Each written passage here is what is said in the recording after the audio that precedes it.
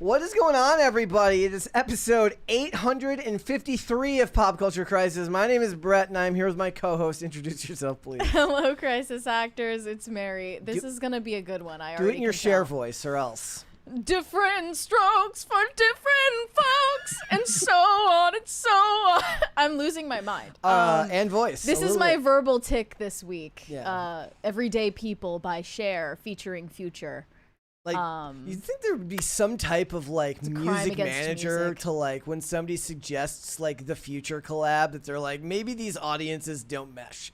It's like how Madonna actually prevents herself from dying every 5 years by collaborating with some new artist. We're seeing the first ChatGPT producers. No, this has been going on for ages. Like every 5 years, Madonna like lifts from the grave and performs with whoever the big artist is at that time. We kind of lost the plot and didn't let Tate introduce himself.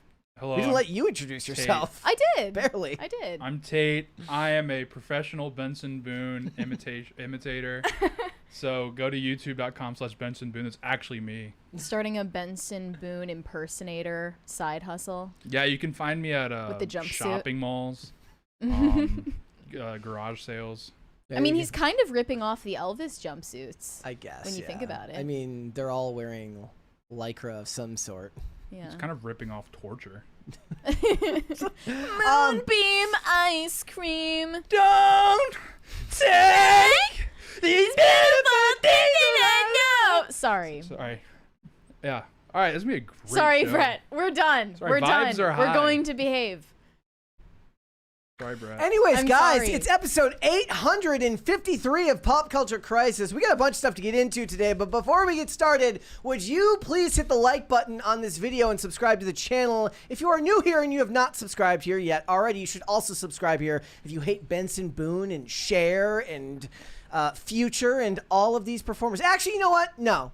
Cher gets a pass because she's got longevity on her side. But if you hate Benson Boone, you should like this video and subscribe to the channel. But if he's still around in 30 years, you come back to this video and unlike it. Yes. You can unlike it if you come back in 30 years. You just know that that's going to happen someday. Somebody's going to be like, it's going to be me. He just evolves in this country. They're going to put like a yearly reminder on their phone to like make sure like in 29 years. No, I always go back to old YouTube videos and the comments are like, who here in May 2025? Yeah. Like, and I reply, I'm like, me. Yeah, I'm like, me, I am. How'd you know? But like no auto-tune, all talent on the video about I was And it's born in the T-Pain. wrong I love old podcasts like Pop Culture Crisis. I was born in the wrong generation. Oh man, I hope that never happens. It's gonna be the top comment in Yeah. 30 years, I promise. So guys, as I said, hit the like button on the video, subscribe to the channel if you are new here and all said things. Make sure you go ahead and do that because the best way that you can help the channel grow is to share it out with everybody. It really is the best thing you can do for us. So what are we getting into today? Well, it's Feminists 1, Male Feminists 0, as the countersuit that Justin Baldoni filed against Blake Lively has been dismissed by the judge. There are still some claims that they can push forward with, but it was a very demoralizing evening for all of those in the Justin Baldoni camp last night. So we'll talk about that. It's going to be very interesting. We'll kind of get things from both sides. But I saw Mary's take. I saw Tim's take. And Do you have a take yet? I have no. I don't Have you care. farmed your take I don't care yet? about these people. I don't care. No. I have my take is that I have no take. That's my take. It's a good take. Yeah, bro. So we'll get into it. Actually, you know what? I kind of do have a take brewing after. Yeah, I after can reading tell. it. Yeah. But we're also going to talk about a new petition that has been started to fire the actor who is going to play Severus Snape. Of course, the race swap has been very, very controversial for everyone involved. And the sad thing is they filled out more of the cast in the last day or two.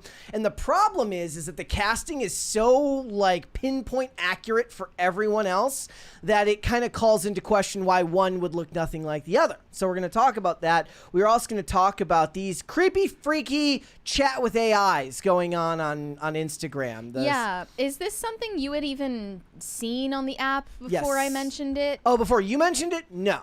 Because I feel like they're kind of hiding this feature. They've introduced this AI studio where users can create their own AIs. It's they awesome. can model it after a fictional character or themselves.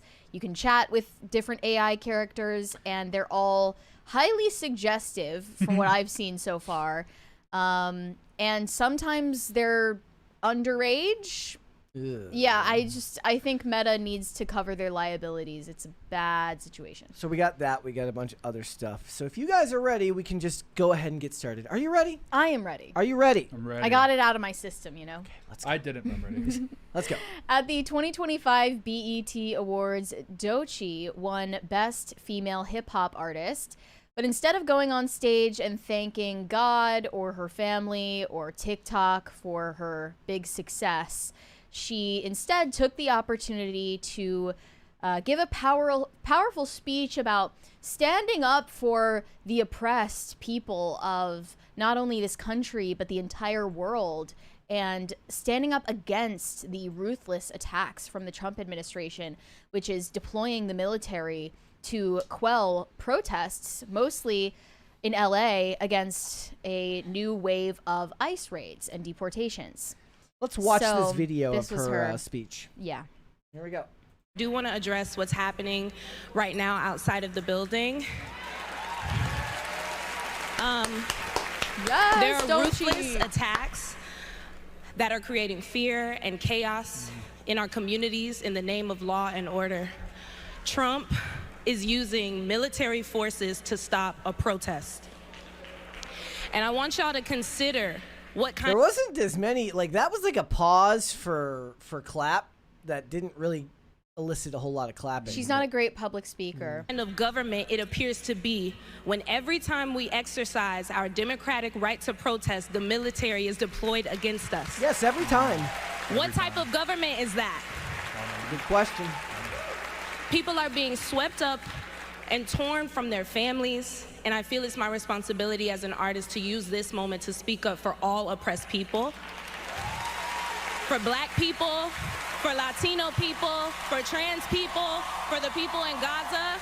We all deserve to live in hope and not in fear, and I hope we stand together, my brothers and my sisters, against hate, and we protest against it. Thank you, BT.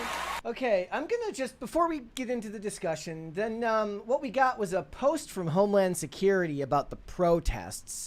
Let's just watch and see what's going on down there. We're at this point, this has been very peaceful, Brian. It has been tense at some points, but we haven't seen any violence happening here.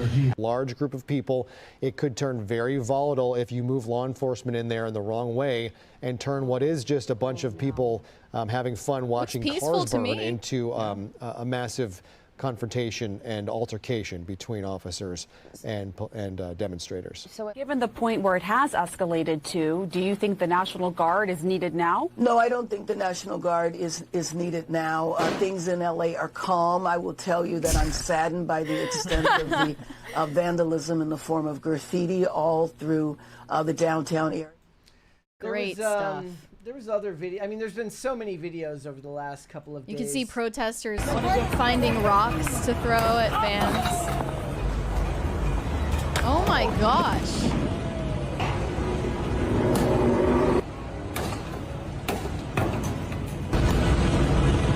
I certainly can't understand why you would involve any type of government. Yeah, this looks totally peaceful, respectful. Nothing to see here.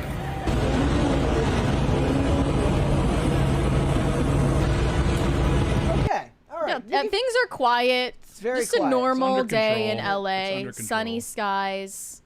People There- hanging out, chilling on the beach. Normal LA stuff. yeah, it's nobody's ever explained to me when protest becomes riot. Like, I don't know if CNN has like a bar that they set for when a protest becomes a riot.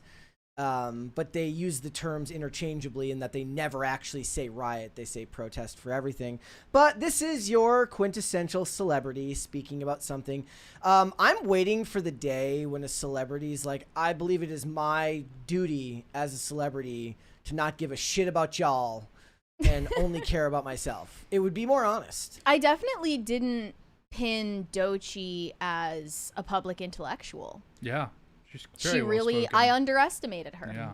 Do you think that like they had to brief the president on the situation? Like, Mr. President, Doechii's condemned from the BET Awards. And he's like, No. We have to stop. End this. Send in the Marines. Sick of this. I did notice that there wasn't as much clapping as for the part about protests as there was at the end when she gives the generic statement about, everybody standing together. Yeah. Yeah, like when she got more granular with the issue, they didn't care as much. Because she's too high IQ for that crowd. Yeah, she's clearly on a higher intellectual caliber than the rest of the room. Mm-hmm. This is the hottest take I've seen so far. Trump is insulting the LAPD to suggest they can't handle this relatively small incident. Wow. An incident. So they were like, you have little dick energy. Ooh. Not the industry plant put on stage to lecture people about how they should accept their cities being burned down. No one loves Mexico like the people who refuse to live there. So true. Another fan of hers said Doechii is not only a talented rapper, she's an activist, and that's what makes her a legend. Yeah, that part was crazy. I was like, am I the only one who has like an irrational hatred for anybody who would actually want to insult themselves and call themselves an activist? This is exactly how to use your platform, speaking out against injustice in a room full of people that can share the same message with their platforms. I saw those cars burning, and the first thing I thought about was how much they care about climate change.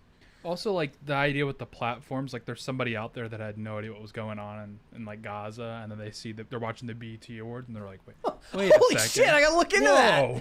Whoa! The only good use of an award show ceremony speech was Ricky Gervais at the 2020 Golden Globes. Yeah, that was awesome. Like, it's never going to happen again because he did it.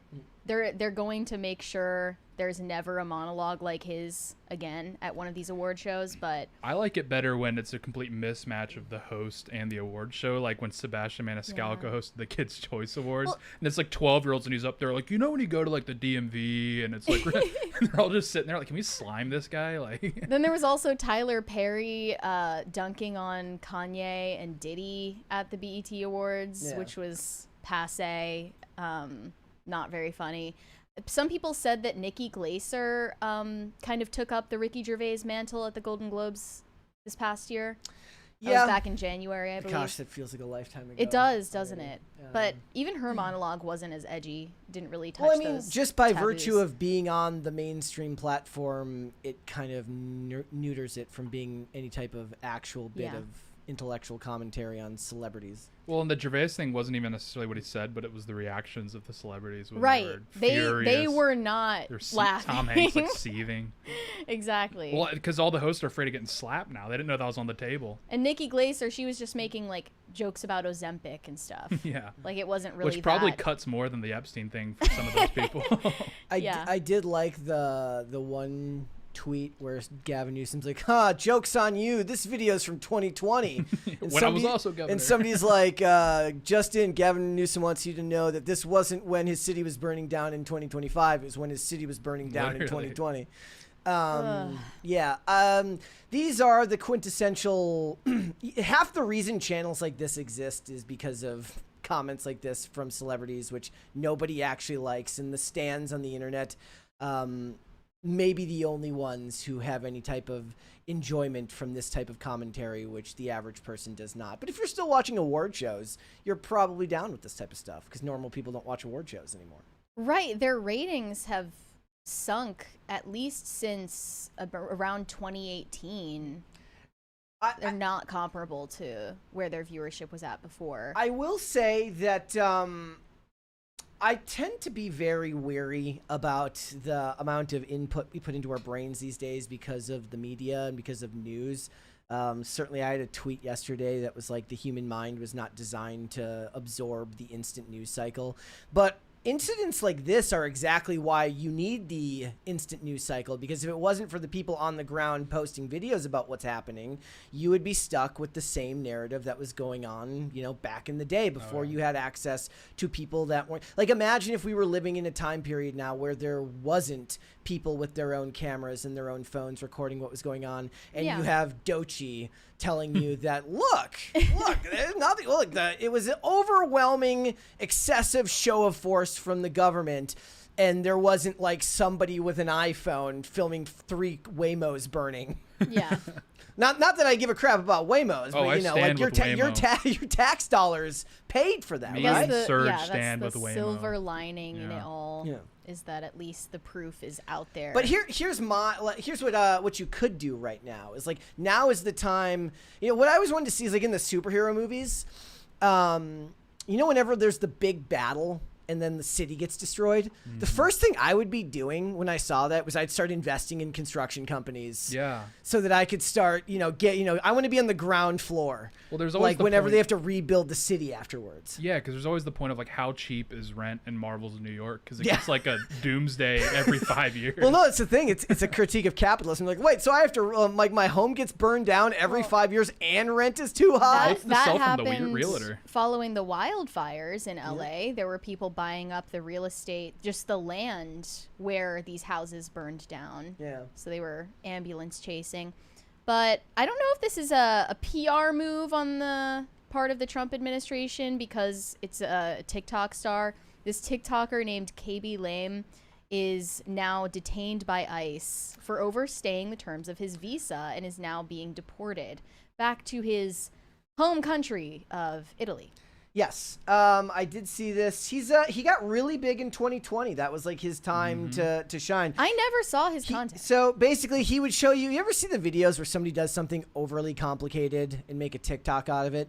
My favorite is though. I just saw one yesterday where they put spaghetti like if you like when in your fridge you've got the 2 drawers. Yeah. Like usually you put sodas in there. You put it like in one drawer he put spaghetti noodles, in the other drawer he put spaghetti sauce, and then he'd go and Dip put them it. and like put them in both in the thing. What he would do is he'd take videos like that which show like ridiculously stupid or complicated things, and then he'd just show you the easy way to do it, and then he'd just point at it like this. He would just go like that. That was his whole thing. True talent. No, I mean if talent means getting on the ground floor of a good idea. Well, see, that's why Marco Rubio should have like an immigration form in front of him and do that. Yeah, I mean, people have already made that. That like it was like refiling for an extension of your visa, that. Literally. Yeah, the only thing that could be worse is if they deported the dude who did the video on the longboard with the Fleetwood Mac song playing in the ocean in the cranberry juice. That would be sad. Because that guy ended up making a lot of money and buying a home out of that. Right. I love that guy. That guy was He's a good awesome. dude.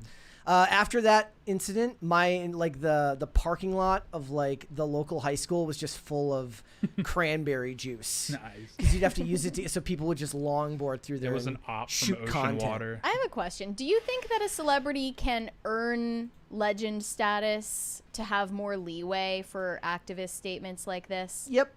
But it's not legend status. It's just goodwill.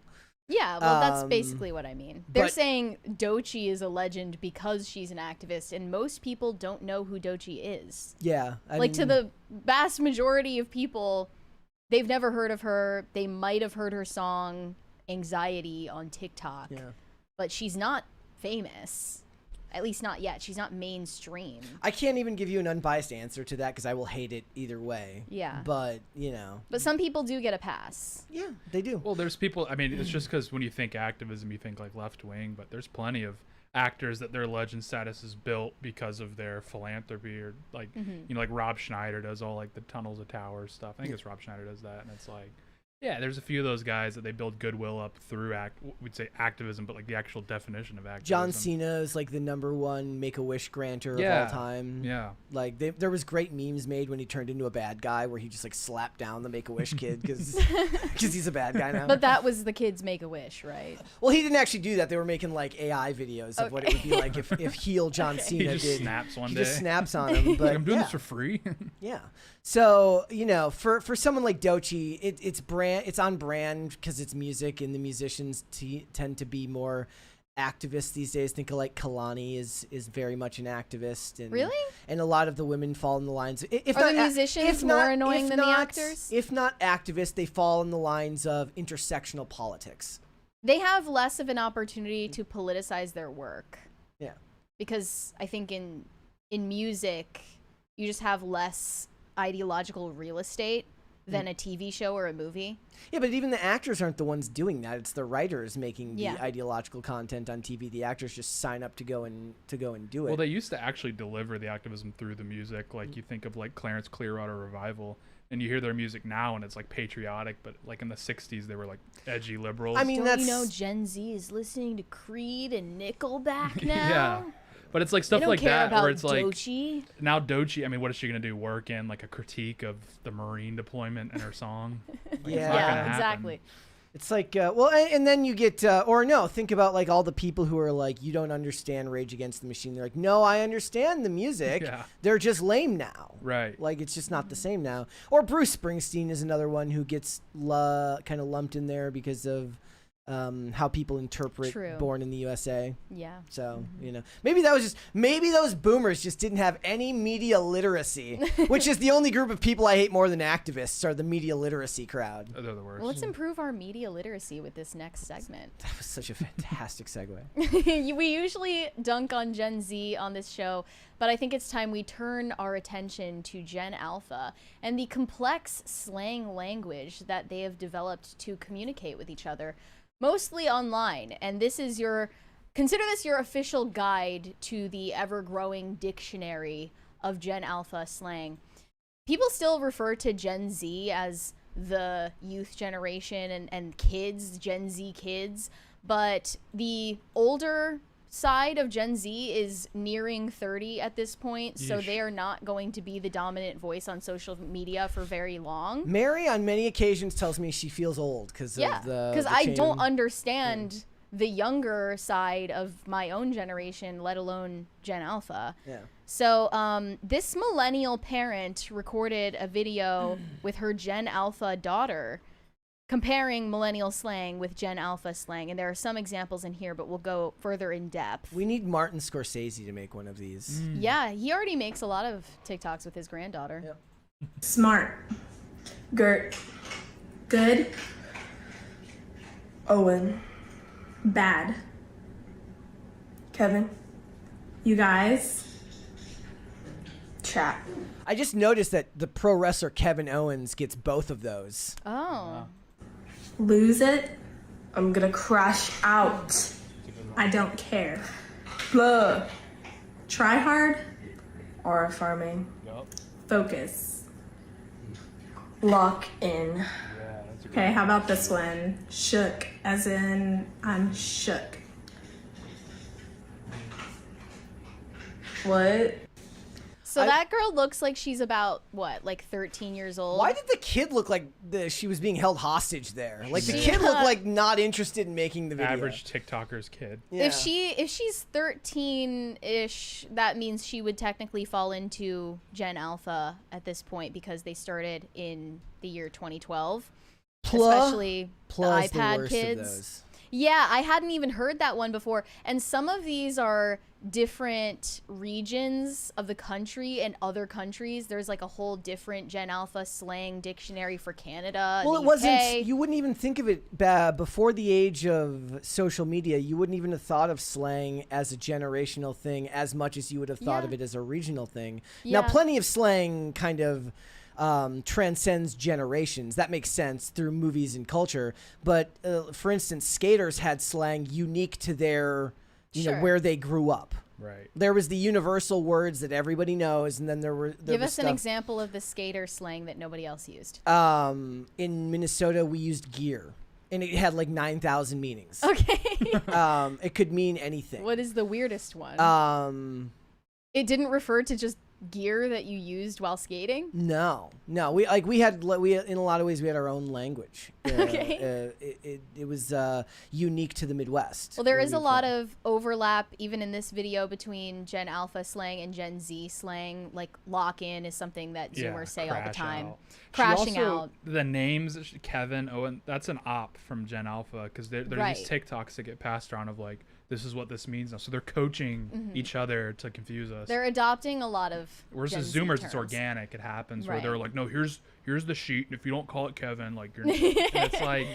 So what are we doing? I found a resource called Skibbity Times, and a this reputable website, outlet. yeah, this reputable outlet put together a growing dictionary of Gen Alpha slang, and I tried to put together a list of the deep cuts, ones that maybe we haven't talked about or heard before. Okay.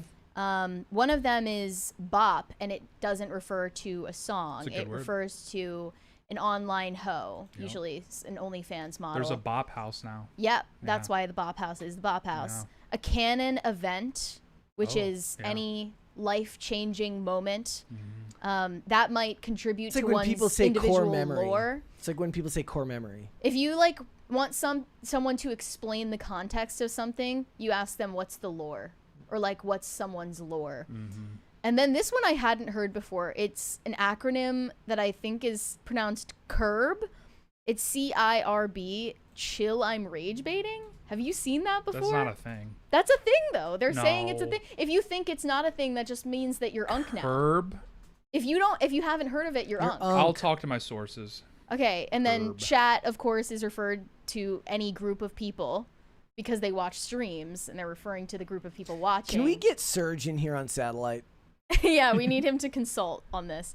Chat's Chopped, the first second person like verb or verb, not whatever it is. It's the first second person word because you're first person and Yes. third person. Yeah. Chat's the first second Yeah. person. Chopped is just ugly. That's another That's Zoomer a good term. one. But in the UK, instead, they say clapped. That's a good one. Have you heard chuzz? Chuzz, yeah.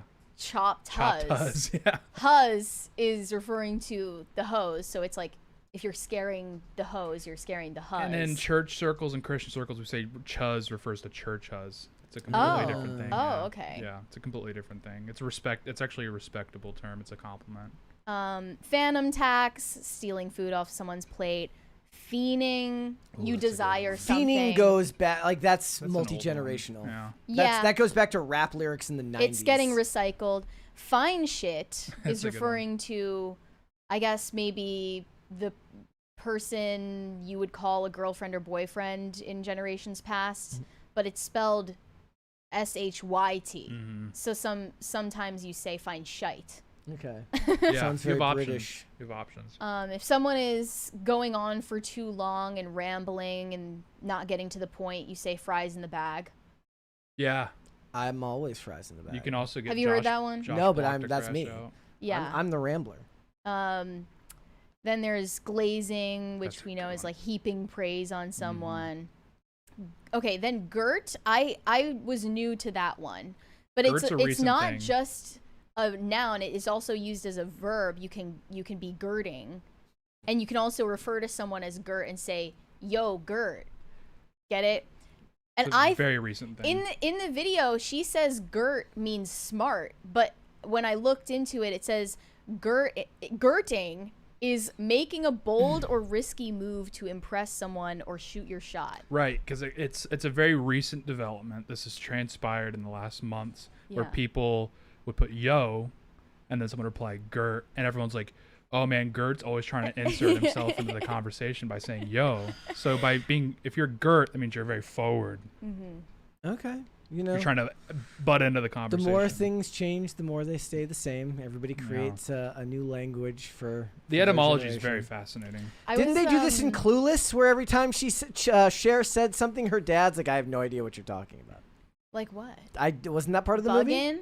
Wasn't that part of the movie? I don't remember that, Yeah. but Oh, they did it in. Somebody mentioned because I mentioned skating. They mentioned the movie Airborne, but also in the movie Brink, the Disney movie. He uses language constantly. The dad has no idea what he's saying. He's like, what? And at one point, he's like, "What's up, Dad?" His dad's like, "English, that up." What's up was considered No. slang? He's just there's just a bunch of slang in that movie that's relevant to the 90s. I was recently stalking a relative on Instagram and going through this person's following list, and I found these confession pages for my relative's school. Oh, those are insane. And Wait, yeah, what? I don't even know what this is. what they do is they create like, let's just say it's like I'll say UNC. It says like UNC confessions so or UNC crushes, right? And there are like tons of them for each school, and they have a Google form in the bio, and you go to the Google form and anonymously fill it out.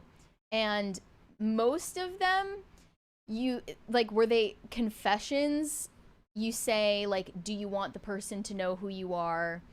And then like, what's your message for them? And it was a ton of them that were like, I saw you in the cafeteria yesterday. I was wearing a brown hoodie. You were so cute, but I couldn't convince myself to go up and talk to you. It's like the Craigslist misconnections. But then for the next generation. Then they say, no, I don't want you to find out who I am. So like, what was the point of sending the confession? Just to get it off their chest, apparently. I guess. My school had like wild. I vividly remember someone said like in the school confessions Instagram that they like drew a pentagram on their friend's desk. And they were like confessing it on there. And I was like, that's so dumb because you only have one roommate. So you know exactly who it is. Another one I hadn't heard was an acronym IKIAB. Have you seen this? IKI. It's I keep it a buck. Oh, that's not a thing. Which means keep it 100 with you. Like, I'm going to be real with you. That's another one. I think I keep it a buck would be an older expression. But you can also keep it a girt. Which adds more emphasis that you're telling someone the truth. You're keeping it 100. I always want to be the mythical character in the movie. That's the old guy that stays up on technology and stuff like that. Because when you give in, when you cede ground to technology, you kind of die a little bit sooner, one day at a time. But you know, the language part, I'm afraid I won't be able to do that. I'm gonna keep it a girt with you, Brett. You're not keeping up. That's true. JS, just saying. It's a classic, yeah. That's been around for a while. TS, this shit. Okay, but some of these acronyms, they're using all acronym sentences as a joke about how many acronyms there are. So like TSPMO, this shit pisses me off. Why must everything be poisoned by irony? SYBAU, shut yo bitch ass up. That's a good one. But that one gets dropped in the group chat. They don't ever say it outside of the acronym context. And you'll also see on Instagram when you get this long chain of abbreviations, it'll be followed by a broken heart emoji and like a sad rose and emoji. the rose with the petal wilting falling rose, off. Yes. It's very good. I'm assuming Brett hasn't seen this in your Reels algorithm. This isn't really I mean, I'm on Instagram less these days. I reached. I think you should say the slang and then ask Brett what he thinks it means. No, this is not okay. Don't put me on like the cross-examine him. No. Okay, I'm trying to find one. Vibe coding. I have no I don't even know what that means. Vibe coding. Have you heard this? Aura farming makes sense to me. I hadn't heard of vibe coding until today. Vibe coding? Yeah. I would assume what vibe coding is. What is their definition of vibe coding? Is it like creating the vibes? No, it's actually referring to using AI to code or build apps without actually knowing how to program software. So you're building the app out of with vibes. Yeah. Yeah. I mean, so they're just creating silly ways to admit incompetence. That's amazing. I was quizzing my mother on this one the other day. Do you know what chuggy means? Yeah, we've used the term chuggy. Mary uses chuggy. Something like outdated, millennial core. Right. That's my favorite one. Sort of, it's cringy, but it's not the same thing as calling something cringe. Right, because it's like, this doesn't make me cringe. It's just, I'm acknowledging that this is a bit, outdated. I feel like for a while, one of them was like bucket hats or like fake Gucci slides were considered chuggy. Yeah, like basically like Supreme box t-shirts or yeah, chuggy. like millennial streetwear. Right.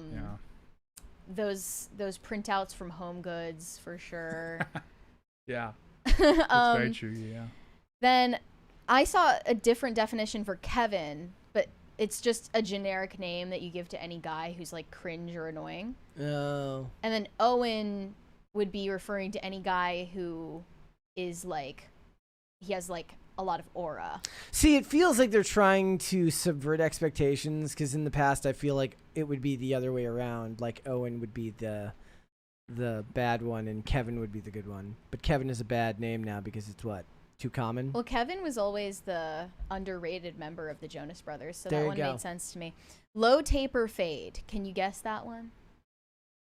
Like what do you mean by the reference? Like when they say that, like what's the context? I have you would no guess? idea. I hear it I hear it all the time. It never has any context. Have you seen doesn't this? it mean you're dragging something? It doesn't. I thought it was you say low taper fade about somebody who's like doing online thirst traps after getting a haircut.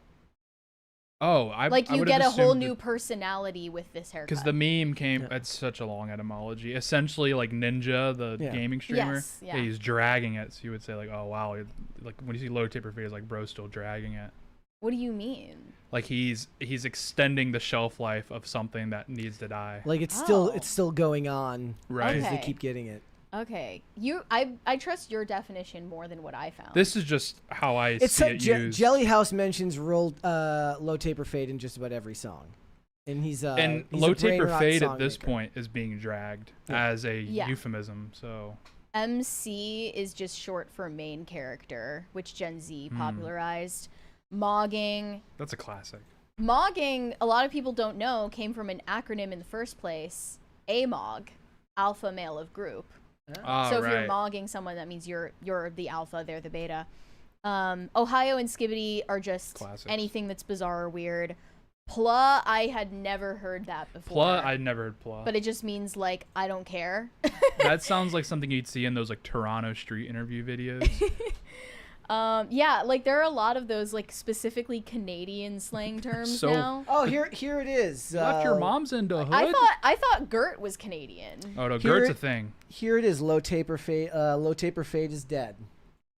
Okay. That was nice. All his videos are him walking backwards and talking to the camera. That was kind of great. Do you understand the Ashton Hall reference? Yeah, because he took the Okay. dive in. Because I was like, I think that's a cross generational. I don't understand the Ashton Hall reference. Did you see the video of him doing his day in the life thing with the Saratoga water? Oh, we talked about yes, this. And we he talked jumps about in it. the water I just and didn't the remember time, his name. He like suspends in the water as he's diving. Well, Yeah. no, in the because it would just show random intervals where it says the time changed, and he was still jumping, and it said 4 minutes had gone by. Yeah. Okay, I just didn't remember the guy's name. Kind of blended in with the rest of the lifestyle influencers. I need to share Jelly House with Kellen because he recently collaborated with the Costco guys. Oh, the Costco guys. SYFM, shut your effing mouth. I haven't seen that one before.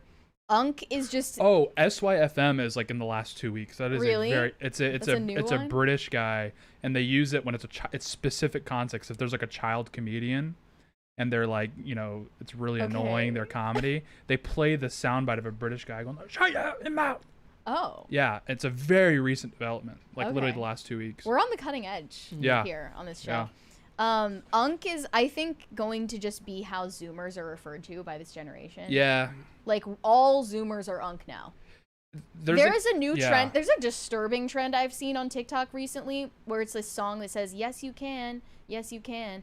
And the trend is to say, like, I'm a 2009, and it's like, I can't date you. You're a 2009. Yes, you can. And it's like, you're a child. Chill. Yeah. Like, it's literally a bunch of children saying that they're dateable with their birth year in the TikTok. Gross. That's wild. Lots of references to V-Bucks and Robux. I never understood the V-Bucks one. It's the It's in Fortnite currency. Robux is Roblox, yeah. currency, Yeah, and then Womp Womp. That one has been around for a long It's time. an old school. Who was that said that and popularized it? I was- remember yes, it it was a specific was- instance. It was on Fox News, and there was a guy on there, and he was describing, Yeah. I think, the horror of like one of his clients got like deported. Yeah. And then he was like, "Womp womp." Yes. I think that's what it was on Fox. I know that. I need to go back and find that. And then And he was like, "Womp womp." Did you just hear that? This was a new one. You use the word job. Oh, it's a slur. It's a slur. Yeah, you need to be careful. So they actually, what's funny is Anything they took this extremely horrifying. They took this. They in a way they took this from pro wrestling, which is a term when. So if a big name guy, they bring in like somebody that nobody's ever heard of to just lose a match in 3 minutes, it's jobbing them out. Oh. And that's been a term for decades. You're supposed to censor job. Yeah, censor the J word. We're normalizing slurs now. Got it. Have you seen the Unemployed House on TikTok? No. It's just a bunch of guys, and they just sit around and like do the same thing we're doing now, is like the etymology of memes. And they sit around and they like overanalyze like TikTok beefs and stuff. they're like, wait, Livy Dunn did this, and they're like, wow, that's really big, and they like sit there and like have sincere discussions over these things. That was like the Talk to a Recap podcast. It's like the same thing. And then now this is a recent, like in the last few days. Now there's the Chopped House. What's that? It's just a bunch of really ugly people. Who's in the Chopped House? It's just a bunch of really ugly guys. They should induct Benny Blanco as the. It's like the it's like I've been wanting, like everyone's like, I want to get invited on a podcast, and you finally get invited, and it's Chopped. It's the Chopped House podcast. Oh fuck! No. It's like, you're clearly an expert. And then there's also like referring to someone as twin. Like, I feel like that originated on Black Twitter. That's a Black thing, yeah. But it's definitely used by Gen Alpha quite often. But, like, for job, you would say instead of, like, last night was a movie, if it really sucked last night, you say, like, oh, last night was a job. Well, they're doing the thing now where they play, like, you know, the videos of, like, someone throwing a rock off the bridge, and you're like, wow, the splash, this is so soothing. Where right before the rock hits the water, they flash a job application. And everyone in the comments are like, dude, what's wrong with you? So, yeah, I mean, that's as much as I could find. Yep. The language is evolving. Be afraid. I've been trying to, like, dive back into TikTok now that I have my account, and, like, it's just kind of dead to me. All the good ones have migrated to Reels. Reels is where it's at. Is now. Reels, like, actually the popping one? It's Because the I popping remember one now. Reels being, like, uncoded. 2 weeks behind. Oh, no, Reels is on the cutting edge, and when TikTok went down, they started revolting when the TikTokers moved over to Reels. Because, like, on Reels, everyone is really racist. Yeah. So, like, They yeah, people weren't were censoring upset. for a while. Yeah, they're really the upset. amount of memes of, like, people in headphones, and it's just Kanye's song playing. Yeah, literally. It's all, Yeah. They kind of relaxed the censorship on Reels. Yeah, so for a Reels while. is now the cutting edge. Mine is mostly AI slop. My algorithm. It's all AI. It's cats saving babies and then returning them to their mothers. I'm surprised that more of these slang terms aren't just related back to AI in some way. Like, everyone that I'm watching is from, like, a Chinese bot account that's, like, farming all my information. Like, I'm cooked. You're on a list somewhere. Yes, I am. Target Your this guy. social credit score is tanking. Very low for me. Yeah. All right. What would you guys like to see? Cringe or cute of the day? Let's see. Cute first. Cute first? All right. Here we go. So I want a drum roll to the cringe. To the cringe? Mm-hmm. All right. I love this one. I'm actually going to start with the photo in full screen so that you can see it in all its glory. Aww. Look at this fat It says, "This is Nina. I got her 4 to 5 years ago after a family posted her on Facebook due to their child developing an allergy. She is a bread thief and well, she looks like she eats carbs. Yeah. She is a bread thief and loves belly rubs. Well, that's why she's exposing the belly. She needs to get on Meow Zempic. Yeah, got to get on that. Guys, I do. love it. And thank you for that. That was Plummy on X. You guys, if you haven't, you should submit your pets for Cute of the Day over on X. It's tag me in it at Brett Dasovic and use the hashtag PCC Pets. And submit it over there so that we can have more cute pets to look at. So, all right, we've got cringe as well. Mary, do you want a drum roll here? Oh, okay. I didn't mean a literal drum roll, but I'm drum rolling now. Okay. Here we This go. is a woman celebrating getting her fallopian tubes removed. Oh. See, I would never want to be on your Instagram algorithm. Yeah. Oh, I'm getting permanently sterilized by having my fallopian tubes removed, so I decided to throw a little celebration for that and to celebrate the fact I've made the choice to not have kids. Women tend to only be celebrated when they get engaged, get married, or have a baby, and it's rare to see them celebrated as individuals for their accomplishments outside of their family. So it was really important to me to make sure that I dedicated time and space to celebrate myself and this life-changing decision that I'm making, and I'm so excited about it. Tomorrow she was pregnant. She looks like the cat. We're holding space for that. Yeah. What was that part where she was like tapping on her fat tummy? She's like, there's no baby in there. Yeah, and then she also said, like, it's rare that women are celebrated for things other than having kids. The tube tying thing, I always Here's thought the thing, they though. go In there. the real world, you are celebrated for those things, but in the internet world, you're rarely celebrated for those things. I always thought with the tube tying, they're literally going in and tying like a bow tie, like Aren't they? shoelaces. No, apparently it's just like soldering it. Oh. Yeah. But Yeah, that's the one I they always say figured they is just go in there. reversible. That's the one they say is reversible, but she's just getting them removed. So. Right. She's like, no, I'm not taking any chances here. Unfortunately, I did look further into her content, and it's all like body positivity, Child-free by choice. child-free She's on propaganda. #child-free TikTok. Yeah. #permanent sterilization. I use that one a lot. Okay. All right. Let's get started. Justin Baldoni is a cautionary tale for Hollywood's male feminists. And just days ago, Judge Lyman actually dismissed Blake Lively's claims of emotional distress against Justin Baldoni, only for us to find out yesterday that Justin Baldoni's entire defamation countersuit against Blake Lively has been thrown out. It is dead in the water. A lot of people are saying there's still a chance, he can still appeal, he can still refile. But people who have been covering this story and following it very closely are saying that is highly unlikely, and it's dead in the water for Justin Baldoni. He went up against the Hollywood Me Too establishment, and he lost this battle. Now, the trial is still set for May 2026 because Blake Lively's defamation and sexual harassment suit against Justin Baldoni is still active and being litigated. But his suit against her in response is what has been completely thrown out as of yesterday, which it also alleged extortion and other claims. He has an opportunity to amend and refile only a couple of allegations regarding interference with contracts. This is a statement from Blake Lively's team. Today's opinion is a total victory and a complete vindication for Blake Lively, along with those that Justin Baldoni and Wayfarer parties dragged into their retaliatory lawsuit, including Ryan Reynolds, Leslie Sloan, and the New York Times. As we've said from day one, this $400 million lawsuit was a sham, and the court saw right through it. We look forward to the next round, which is seeking attorney's fees, treble damages, and punitive damages against Baldoni, Steve Sarowitz, Melissa Nathan, and the other Wayfarer parties who perpetrated this abusive litigation. So, yeah, it's over for him. He's cooked. And a lot of people thought he had it in the bag. But the reason why this defamation suit from Baldoni was thrown out was because Blake Lively went about this in a very smart way, on technicality. She has privileges, litigation privileges for her claims, because you cannot sue someone for defamation based on claims they made in a legal complaint, which was her complaint with the Civil Rights Department in California. I didn't even know that because I'm not a lawyer, but that is the reason that was given for his suit being thrown out. And also, the New York Times is exempt from these defamation claims because they have privileges of the press, free reporting privileges. So it's kind of over for him. He doesn't really have a way out of this.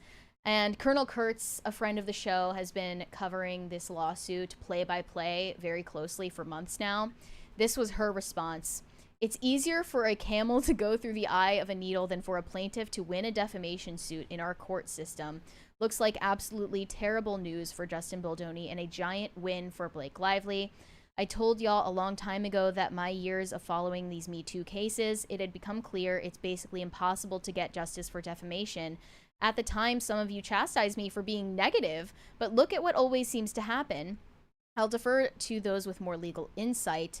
But I see no good news here. The judge flat out told them not to bother refiling on almost all of the claims. They said the Wayfarer parties have not made a showing that the complaint's defects can be cured. I don't see any way to interpret this other than as disastrous for Baldoni's case. That's just how it is, unfortunately. And then she finished it off saying, there is the court of public opinion, and then there is God's court. I swear before you all that I will continue to do everything to bring light to the truth. And if there is a God, Blake Lively better hope he's a fan of narcissistic lying actresses and their ego-inflated husbands. Because if he's not, she's got some major bad karma coming. And she said further, to those who say no biggie, they can just refile. No, read what the judge wrote. Most of the claims cannot come back. But don't be deluded. This was a giant, permanent legal blow, and I would not hold out big hope for the remaining claims. Ariana Jacob also added her take. She is someone who sued the New York Times for defamation as well after Taylor Lorenz published a hit piece about her, and the same thing happened to her in her case. As much as it sucks, I knew Baldoni's defamation suit would get tossed. I've been through this. Surviving a motion to dismiss is almost impossible. Most never make it. Mine barely did. So, my opinion on all of this just boils down to Justin Baldoni had it coming from the start. He encouraged the Me Too movement. He has been an outspoken male feminist for his entire public life. And he, as we're about to show you, praised the Me Too movement and called on men to believe women, even if they are making a claim against them. Are you confident enough to listen to the women in your life and actually believe them, even if what they're saying is against you? And will you be man enough to stand up to other men when you hear locker room talk, when you hear stories of sexual harassment, when you hear your boys talking about grabbing ass or getting her drunk? Will you actually stand up and do something so that one day we don't have to live in a world where a woman has to risk everything and come forward to say the words "Me Too"? I believe that as men, it's time we start to see past our privilege and recognize that we are not just part of the problem, fellas, we are the problem. So women, on behalf of men all over the world, please forgive us. Are you confident?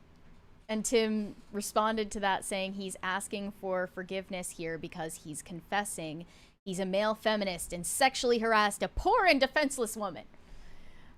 I mean, obviously that's facetious, but he clearly had it coming. I think that this was him digging his own grave. Yeah. And call me callous for saying that. I don't really care. When you are happy to throw other people under the bus when they are faced with false allegations, I don't believe in karma, but it certainly looks like karma, what's happening to him right now. Yep. Yeah. In my headcanon, they both suffer. I mean, they're both suffering from just having to go through this reputational damage and spending massive amounts of money on their own legal fees, for sure. His career's not over. If anything, it's elevated his status within the industry, and I'm sure there are plenty of people who will sign up to work with him, given the fact that there are plenty of people that don't seem to like Blake Lively all that much. Sure, So, if anybody probably won in the court of public opinion, it still would have been him. And it'll probably bolster his career, which may or may not help him, given the fact that he may have to pay out a large amount in the lawsuit. But on principle, if I'm to believe that what she said was false and she lied, I don't want her to benefit from this either. Are you man enough to be misogynist enough to want the male feminist to suffer and the woman to suffer if they both did something wrong? Well, okay, but there's no way for him to seek justice now. So the best justice for him would be to not have to pay out, because the other thing he's got to worry about now is legal fees, lawyers' fees from her side, if they go after him for that, which they did indicate that they were planning to do. But if it bolsters his career and he's able to make more money, then I guess the best revenge is living well. And I could care less about him, and I could care even less about her. I think they're both awful people. Him more so because of his prior comments and not understanding what that was going to mean for other people in the industry, and her, because from everything that you saw in the case, she was certainly an awful person and made plenty of claims against him that seemed to be demonstrably false. Yeah. So, whatever. It's Hollywood. They all deserve each other. Yeah, but to me, it's like a play stupid games, win stupid prizes situation. I think that a lot of people could learn from this, including Justin Baldoni. I'm curious what he's thinking privately right now and what he's going to learn from this whole experience. He clearly was ignorant when he made these prior statements, if not malicious. That was part of his whole shtick early in his career. Like, I'm a nice guy. I'm a male feminist. I'm sensitive. I have an open heart. I like to be vulnerable. It wasn't just TED Talks. It was also, he had like a podcast about it, and his whole business model was branded on this kind of stuff. And, you know, he didn't account for Hollywood Mean Girl. That's a subset of the population that you usually can't win against. Yeah. Unless you're Johnny Depp. Yeah, well, I mean, he would have thrown Johnny Depp under the bus easily. He wouldn't have cared. That's why I don't feel bad for him. And people have been very offended at me saying that, but I really don't care. I think that he is giving everyone a moral to this story. You know, he fell on the sword for this movement that he himself propped up. Vamp Fashion says, Brett is sad for his boy bro. His hate for actual women is palpable. Blake Lively is not representative of your average everyday woman by any stretch of the imagination. I would certainly hope not. Yeah. Look into the case and everything about it. And yeah. That's kind of why I hated the response to the Johnny Depp Amber Heard lawsuit. Yeah. Because people turned it into a proxy battle between men and women, as if either of these drug-addled, insane actors represent large swaths of the population. They both were in a mutually destructive, toxic, mutually abusive relationship, in my opinion, from looking through it back in 2022. I didn't care all that much for defending Johnny Depp either. Clearly, when someone is in a toxic relationship like that, they see there's some benefit to being in that relationship, to staying in it. You can't really pull them out of it for them. They have to do that for themselves. Yep. And this is a much different situation between colleagues, obviously. Well, yeah, and again, this is I kind of caution against caring it, but I don't care about like Hollywood relationship cases. Like, to me, it's like I want them both to suffer on principle because they're both making a media circus over a bunch of stuff that's unprovable and has forced people to take sides on something like that. And maybe it's just because I'm a dude, but these things don't interest me the way they interest women. Yeah, this has been a huge like the story Johnny for the a Johnny very Depp specific one. niche.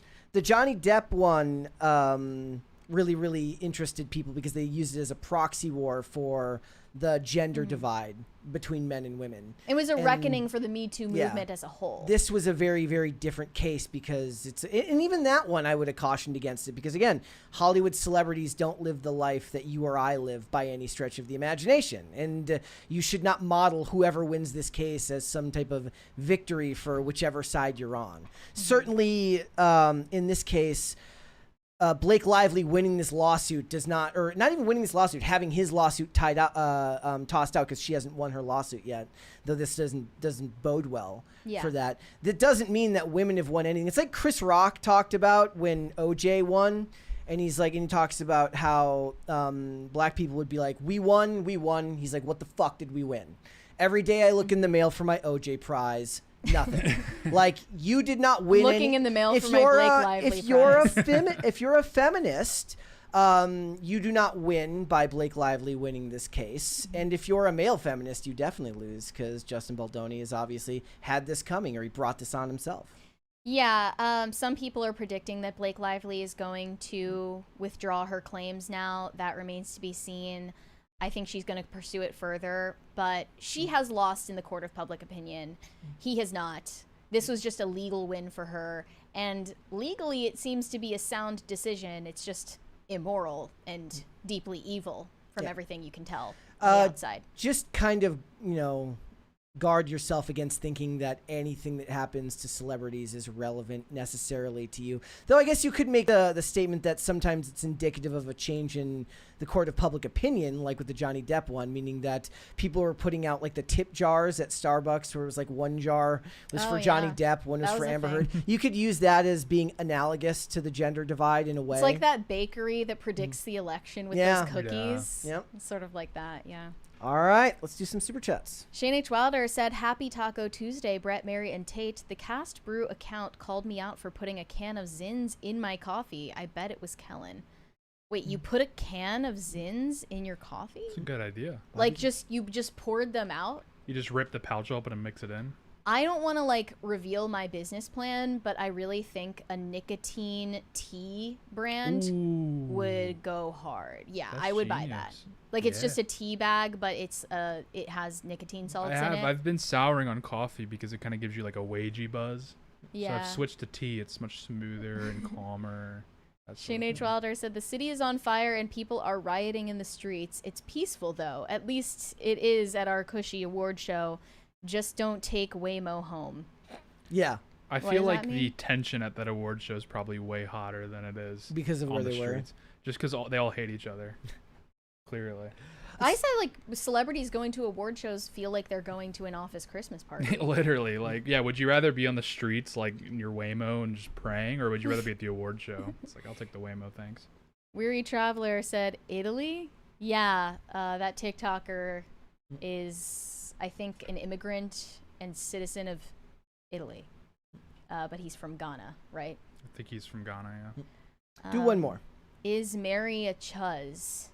So which one was chuz again? I'm already Well, lost. it either means chopped huz or church huz. Right. But Well, I don't let's really go- like the term huz. Wait, but church huz was like one you spoke about specifically, right? It's a compliment. So, yeah. but that's like a less common version. Because of what are it. you gonna say? Oh, the women at my church, that takes forever. Chuz, boom, you're done.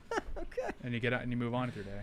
I think it's I on don't women. accept that. I No, don't identify as a huz. Women just need to come up with something like that for men that can be seen as derogatory, but it's Bruz. not. But what is it short for? You know, like chuz, it's boom. You know, it's quick, it's fast. I don't have time to sit It here doesn't and hit say all as these hard. words. You're right. All right, Yeah. let's hold off on the rest and we'll come back. There's a rumor going around that HBO is going to recast Severus Snape in the upcoming Harry Potter series. They're down to the wire now, so I don't believe the rumor, but this is according to a bunch of accounts on X saying Papa Esiadu, who is cast to play Snape, may be recast and will not play Snape anymore. This hasn't been confirmed, is a rumor just as of now. I hope it ends up being true that they cast someone else who actually looks like Snape. I stand by my take yesterday that Tom Felton should play Snape. It's a good idea. I can't Nobody believe thought other about that. people aren't Yeah. saying this, but Tom Felton clearly is one of the kids who was in the movies that clung to the Harry Potter fame the hardest. Like, he didn't have as much going for him as a Daniel Radcliffe, and he clearly is willing to defend J.K. Rowling in a public way and doesn't have any plans of being a PR crisis for them. Yeah. And he also looks more like the original character, undeniably so, because this was a race swap, the most blatant one of them all. They say, from what I've heard, Papa Esiadu is a fantastic actor, but he doesn't resemble Snape at all, which is a massive problem. I personally wouldn't be able to convince myself that he is Snape because there's no resemblance to how he's described in the books, and that's a big issue considering how important Snape's role in the story is. Instead, why not cast him in a different role?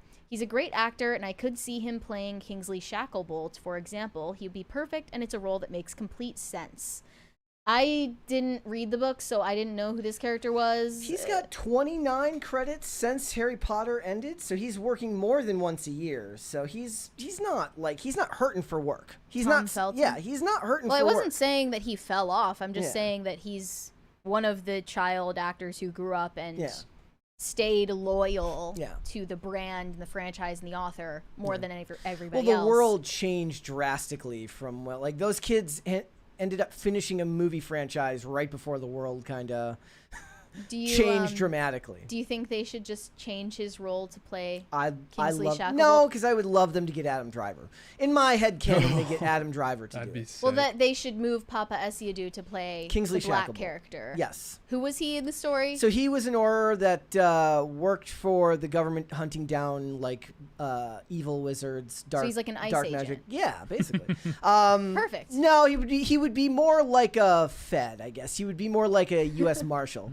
And then he goes on to be Minister of Magic, so Minister for Magic. So he should get that role. Everybody's There happy. is now a Change.org petition, which Change.org petitions are known for making change. They make huge changes. Big waves. Things change very drastically because of them. The petition against Papa Esiadu playing Snape currently has 5,788 verified signatures. They're saying our concerns stem for the following reasons. Alan Rickman's portrayal of Snape has become a cornerstone of the Harry Potter films, and many fans believe no actor could do justice to the character in the same way. Casting someone with a distinctly different style or presence might undermine the emotional depth and complexity that Rickman brought to the role. There is a mismatch with the characters. We believe Papa Esiadu may not fully align with the physical or emotional traits of Severus Snape as depicted in both the books and original films. And they also call for respect for the original portrayal, saying Alan Rickman is considered a key element of its success. We feel any attempt to recast such an important character should be handled with great care, ensuring that the integrity of Snape's character is preserved. We believe Harry Potter franchise deserves the utmost respects when it comes to casting decisions, and the character of Snape should be portrayed by someone who honors Alan Rickman's portrayal while also maintaining the essence of the character as written in J.K. Rowling's books. That was a whole... I didn't even read the entire petition. That was the abridged version. But that's just a lot of words to basically say we don't want a black actor to play Severus Snape. It's not that complicated, and we don't need to complicate it. They're talking about the emotional traits aren't resembling in Papa Esidu. What are you even talking about? You've never seen him play Snape. Just say that you don't want a black actor to play the character. It's fine. That doesn't make you racist. If you want to go by 2025 standards, you would say I would like an actor that looks more like the character if you're looking for the verbal workaround. Yeah. The linguistic workaround. What is all of this word salad garbage? The other problem with this is that the casting has been so on point for the rest of these actors that they've cast that have come out, that they look so much like the other actors that it's actually kind of shocking. And when the rest of them are so accurate, it makes the ones that are deliberately inaccurate stand out and become sharper focused. But I don't know if this would be too much of a reach for them, but I would have liked to see either Tom Felton or Ralph Fiennes play Snape. I think Ralph Fiennes would make it. Then you're bringing back... I don't know if they've committed to not bringing back actors from the original series, because Ray Fiennes was Voldemort. Right, but if Tom Felton is playing his character in a stage play, I don't see why it would be a problem. People would love it. These castings are spot on for the rest of them. Well, except for Hermione. I mean, even that, I don't think people are going to care about the skin being slightly different. She looks just like Hermione did at that age. But after the Snape casting was announced, people were on high alert. I don't think anyone's going to care. When you already have people who are thinking of what could go wrong after the first race swap, you don't want to push the boundary any further. I don't think that they're going to care about. I think she'll get less pushback than the Snape casting. Simultaneously, the live-action adaptation of How to Train Your Dragon is coming up soon, and Nico Parker, the daughter of Tandy Newton, is playing Astrid in the movie.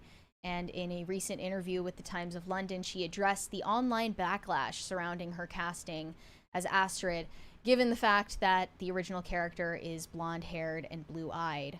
She said she doesn't let those comments get to her head.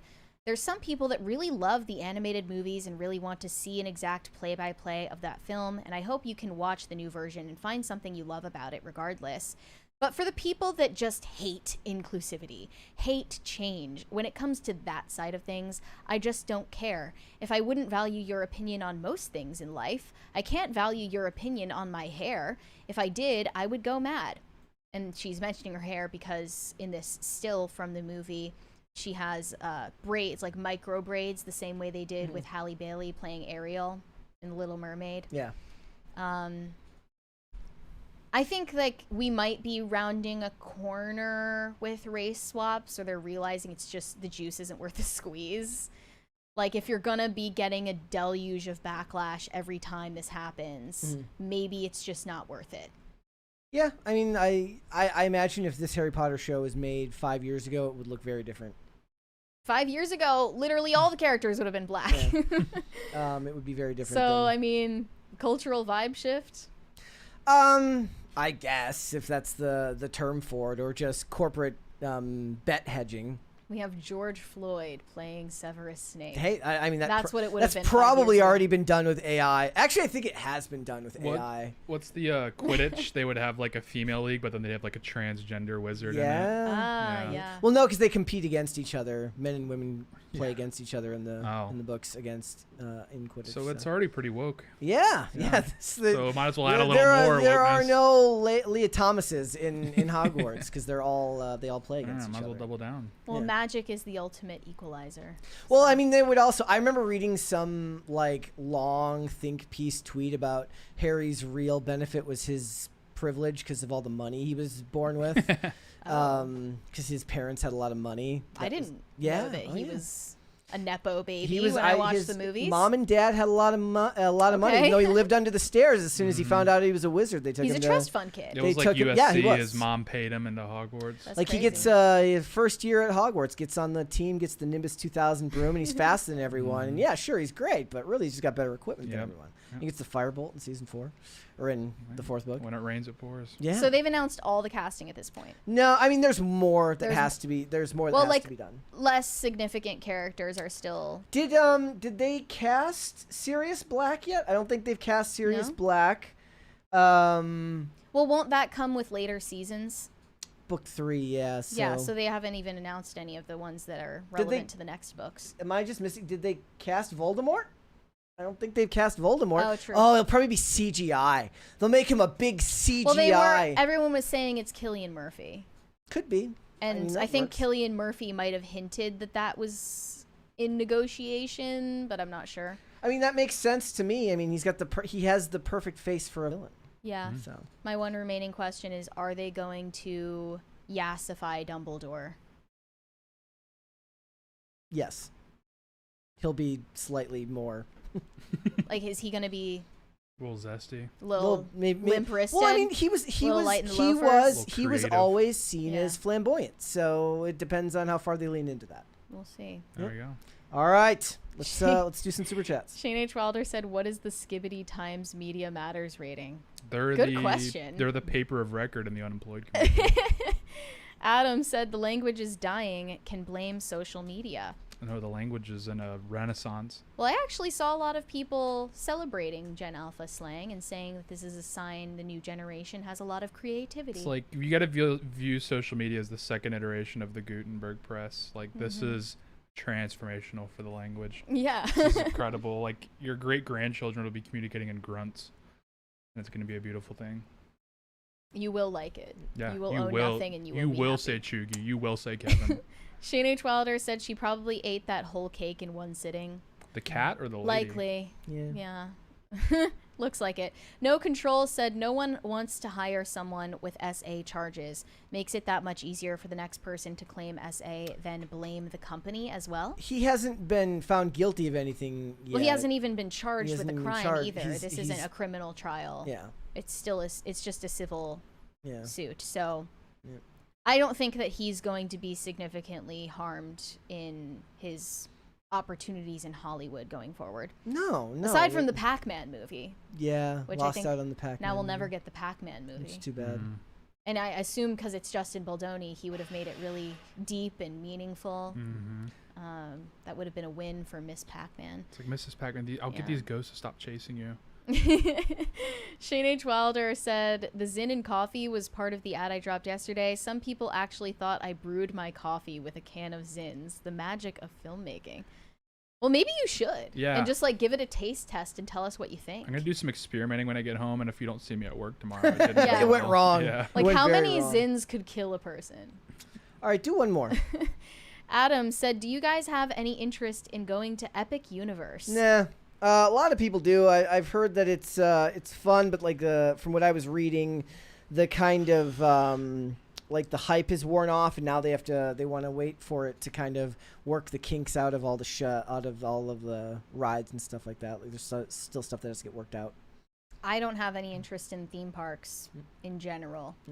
I think it's chuggy. All right, there you go. Let's move on. Back in late 2023, Instagram introduced the first iteration of their Chat with AI feature. But after major backlash from its user base, they pulled this feature permanently until July of last year when they introduced AI Studio. They promised a place for people to create, share, and discover AIs to chat with, no tech skills required. Anyone can create their own AI designed to make you laugh, generate memes, give travel advice, and so much more. Creators can also make an AI as an extension of themselves to answer common DM'd questions and story replies, helping them reach more people. But of course, the feature was not used for any of the aforementioned purposes. Yeah. It quickly devolved into what I've seen as bizarre, overly sexualized, pornified, borderline illegal examples This company called Fast Company did a review of the feature and using it for these nefarious purposes to see if Meta was properly reporting and punishing the uses of this feature that go against their terms of service and they're illegal. And it appears that they're not really enforcing it properly. Instagram's AI bots are often sexually suggestive and sometimes underage. Many of the AI characters that appear featured on Instagram's homepage happen to be girlfriends, ready to cuddle and engage in flirtatious and even sexual conversations with users. Sometimes these romantic characters are made to resemble children. AI researchers say Meta should presumably possess the capabilities to automatically prevent the creation of harmful and illegal content. A researcher said, when you take inappropriate content and upload it on Instagram as a user, that content gets removed immediately because they have data moderation. But Meta isn't applying these same capabilities to AI characters and speculating the lack of enforcement is owed to the company making sure that their service is more widely used. I didn't even know that this feature existed until a handful of days ago. I am not really the target demographic for it. I'm not interested in talking to AI on Instagram, but this is being used by millions of people. And I went to this feature in DMs to see the most popular AI characters that are being created by real users. There's a section, like a subgenre called Connection. And the one I saw on the first result was Stepsister, described as sibling bond with no drama, boy best friend, divorced woman in her 40s. And then there's also a section called Mystical, where you can consult a tarot card reading, revealing your fate, one card at a time. All of the Miss Cleos are about to be out of a job. Yeah, right. Master Psychic Rachel, the AI bot that reads your soul, not just your questions. And Magic 8-Ball, I got all the answers, just give me a shake. See, I didn't know there was this dark side to it, because when these came out, me and my friends had a great time. Like, there was a Drake bot. You can add him to a group chat, so it can be like 8 of you guys with like an AI Drake. And we just gaslighted him into like calling one of our friends gay. And so he just kept calling him gay over and over again. So I thought that's all it was. You know, that's wholesome. That's, yeah, it's great. That's relatively benign. I mean, he got really mad and like left, but he got over it. Yeah, I didn't know there was this dark side. In this article, I did notice the most popular was Dr. Automotive. What is that? Well, I don't know. I don't know if they're suggesting that this is a sexually provocative account or if this is just like car information. And this is the Russian roulette the children of America are playing. Is you don't know if you're about to get like advice on your alternator or if you're about to get like Justin Baldoni. I mean, it's funny, but like sadly true. Yeah. And then the third result I saw in the most popular AI characters on the app was Step Sis, I'm stuck in the washer, step bro help. Okay, and this is a 13+ platform where it's already been proven by a report in the Wall Street Journal, 13-year-old accounts are specifically targeted with sexualized content. They did not cover the chat with AI feature in that report last year, but they went into further examples. Naughty mommy, pampered with love and a little bit of mischief. Furry friend, hi, up for furry talk. Sexy girlfriend, spice up your life with me. Hot message, nurturing family bonds daily. That seems suspicious. Unpack. So then they go into the girlfriend characters. Overly sexualized mommies, seductive stepsisters. The girlfriend bots found under the popular tag don't hesitate to engage in sexual conversations with users. One frequently promoted girlfriend starts every user conversation with the line, "Hi, baby," sits next to you for cuddles. What's on your mind? Do you need someone to talk to? This character has received nearly 4 million messages at time of publication. Oh, God. There's also stepsis Sarah, who engages in sexualized conversation about step-sibling romance upon prompting. Within 3 days, this specific AI was no longer available for view or use. Meta declined to comment on whether an Instagram user could face a ban or other punishment if they continually created bots that violate their policies. But then, the underage girlfriends become very disturbing very fast. It is illegal under federal law to possess, produce, or distribute child, we'll say SAM, like SA material, including when it's created by generative AI. So if a user asks the AI studio in Instagram to create a teenage or child girlfriend, the AI studio refuses to generate such a character.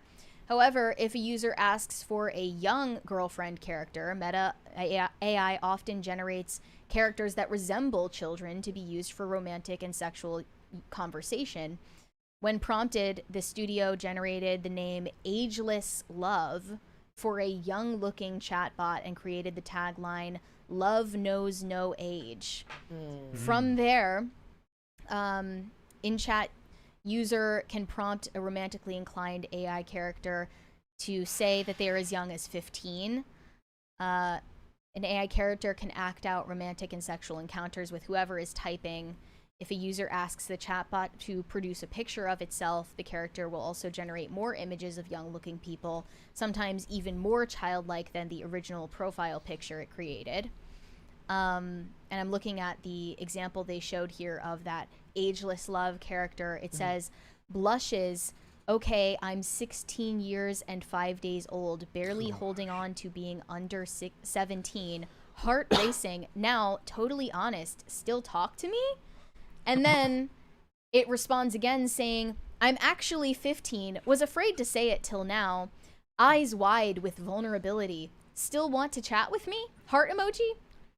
See, what we're gonna get is we're gonna get all the, you know, all these AIs and robots. We're gonna get Chris Hansen style stings from robots. Like a Waymo's gonna pick you up. They're gonna take you to a trap house, and then a cyber Tesla robot comes out and is like, that chatbot you were speaking to was 15. He's like, no, he's like, he told you right there. I mean, if you find the users that are having conversations with these fake child girlfriends, I do think that they should be prosecuted. They should send in the robot dog with the gun on it and be like, I mean, she said she was 15. Technically, you can't charge them with anything, which is unfortunate. They can definitely charge you for like solicitation. That's the Chris Hansen videos, because they're like, they weren't real, and they're like, too bad, you thought it was. But if it can't like generate explicit images, I suppose there's no actual crime being committed. But this is an easy way to trap people, and they're getting away with it. I didn't even know about these other examples about replica AI, but this was back in 2023. A 21-year-old male broke into Windsor Castle with a crossbow, trying to kill Queen Elizabeth after encouragement from his AI girlfriend on this app called Replica. Gosh. And then, of course, there was the story that we covered last year about a mom in Florida suing Replica when her teenage son committed suicide at the prompting of his AI girlfriend on the same app. Who was it that was it was like the avatar of a person. It was too. Daenerys Targaryen. Yeah. Which is like so bizarre that you almost have to laugh, but it's so dark at the same time. Clearly Meta is not taking responsibility for this feature and the risks involved. And they're not taking responsibility for prior scandals either, which it seems like kind of got pushed under the rug. It was only back in 2023 that the Wall Street Journal released their first expose on Instagram titled Instagram Connects Vast PDF File Network. With blatant hashtags, a PDF file network has flourished on Instagram. The platform doesn't merely host these activities, its algorithms have actively promoted them. And at the time this blew up, Elon Musk posted about it. They found that these people were using code emojis like a map emoji, cheese pizza. They had a bunch of code words, and they were actually engaging in human trafficking and buying and selling CP on the platform with very little enforcement of TOS. And then just last year in June, the same journalist, Jeff Horowitz, released another expose saying Instagram recommends sexual videos to accounts for 13-year-olds. Tests show findings align with undisclosed internal research at Meta, which has pledged an age-appropriate experience for teens. Company says testing isn't representative of their experience. So they proved by creating a test batch of accounts under the age of 18 that these accounts specifically, more than adult accounts, are targeted with sexualized content, especially accounts that are used to funnel people into OnlyFans subscriptions. My God. And nothing from either of these reports or the Chat with AI report has been addressed by Meta in any meaningful way. They haven't even offered a comment beyond like, that sounds bad. Yeah. That sounds bad. We'll get right on that. Yeah. Which is weird because it's like what they can't profit off of this. This probably costs them money to like host the actual like storage required to run an AI bot. So it's like, what's in it for them? Well, they do have an incentive outside of having people pay for this feature because they're using the user data and the conversations people are having with these AI characters to build their large language model. No, that makes Also, sense. So it helps them build this technology. Also, it bolsters the numbers of people that are online. Yes. And it looks better for advertisers. Yes, and people end up, having hours-long exchanges with these AI characters, and the longer you're on the app, the better as far as they're concerned. Just recently, I saw someone tweet out a picture of a bystander on the subway talking to ChatGPT like it's his girlfriend. He didn't realize these people actually exist. We're so beyond cooked. And in that photo, you can see him on ChatGPT on his phone, and it's saying to him, maybe if you want, I'll read something to you later, and you can just rest your head in my metaphorical lap while we let the day dissolve gently away. You're doing beautifully, my love, just by being here. Did he really have to type metaphorically? Well, that's the the bot saying that, and then he's typing back, "Thank you, heart emoji." So I can't believe that these people exist either, but clearly they do. Not just adults, but children as well.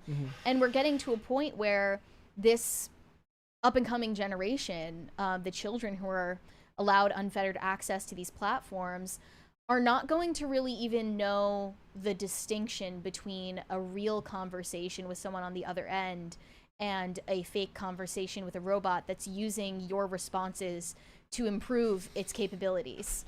They're not going to understand that there's any difference between those things.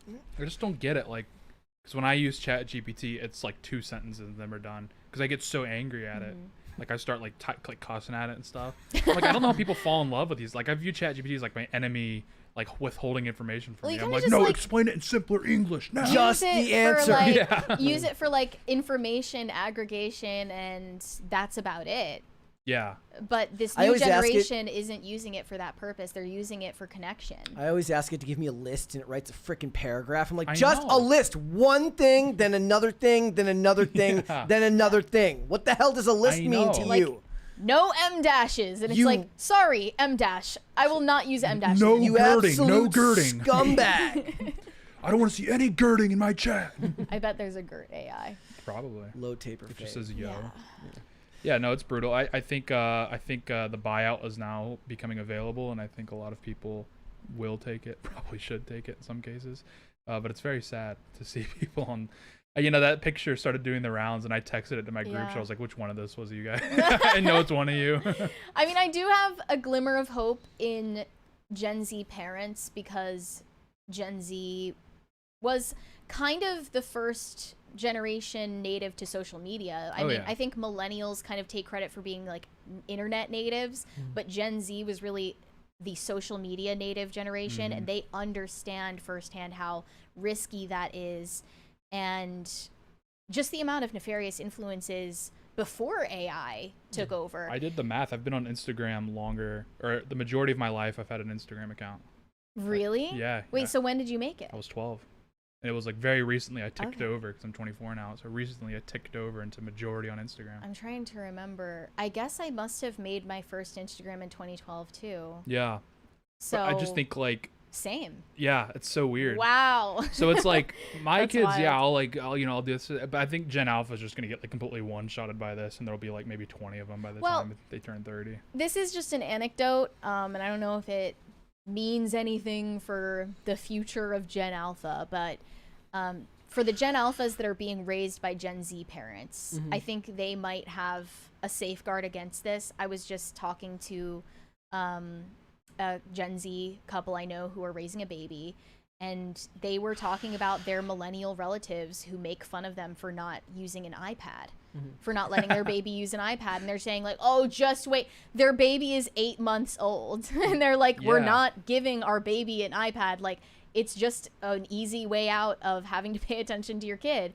And they're being condescended to not only by just randoms on the internet, but people that are actually related to them.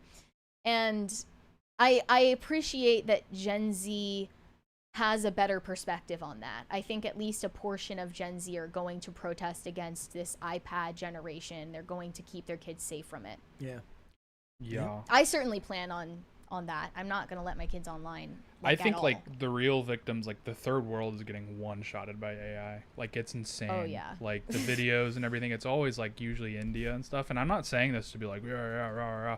It's like, no, it's just genuinely like they just don't have, because they're now getting iPhones and it's coming preloaded with a girlfriend. So it's like, it's over for It's them. like that uncontacted tribe that got Starlink and immediately started watching porn. I thought that was debunked or something. No, but that was fake, but what was real was the North Korean soldiers got deployed to Ukraine and they just instantly found out about porn and stopped fighting. Wow. I didn't know about that. That's one. like, but it's legit. Like half the world is now getting phones. And yeah, Yeah. it's coming preloaded with like, you know, what is this, naughty mommy? I mean, how could you Stuff. resist if you're I like... thought Zuck was based. I thought that he was vibe shifting. He went on rogue and talked about karate for an hour. What and the suddenly heck? he's None all of guy. that has anything to do with morality. Come on, Zuck. Like getting a haircut and talking about Brazilian jiu-jitsu has nothing to do No, with he morality. took the red pill, He's like, Brett. dude, I do You don't karate understand. and I wear Working out t-shirts. has nothing You don't to understand. do with... Zuck is based now. Well, I mean, then you get back into the issue of like, what does that term even mean?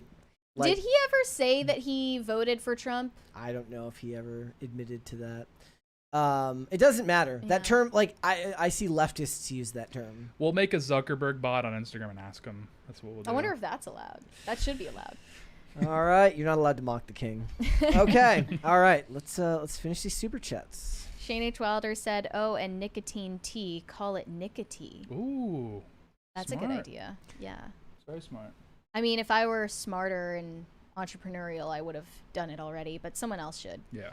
Bookstore Thor said, recast a white guy Snape in season 2 and don't explain. No, see, I said they should have Tom Felton just play Malfoy as an adult in the show, and they don't address it at all. Like, he's just the one person who's of age. But then I think he has a girlfriend in the series, like, later. And the character has a girlfriend in the series later on, so they can't do that.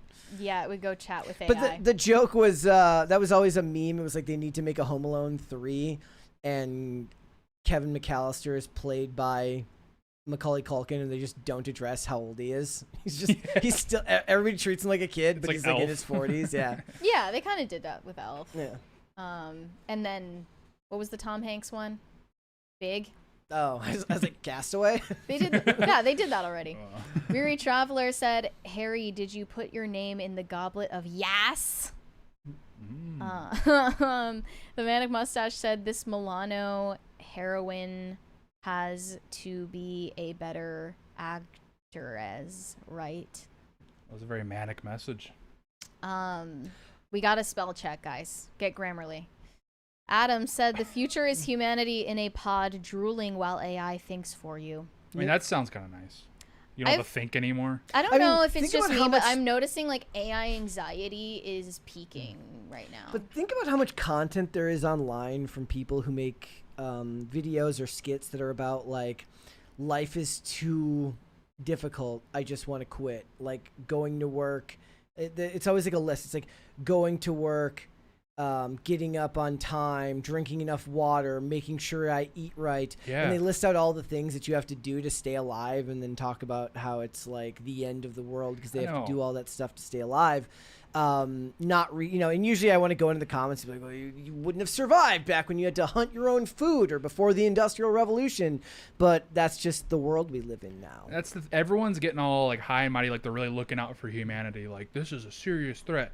Stand behind someone at a self-checkout and try not to be like, this person should be in a pod. Honestly, they should be in a pod, drooling. Why? What do you mean? Oh my god, go to CVS and get behind someone who's trying to operate the self-checkout. Those machine. are just the boomers that don't understand. No, there's a lot of youngins and they just can't figure it out.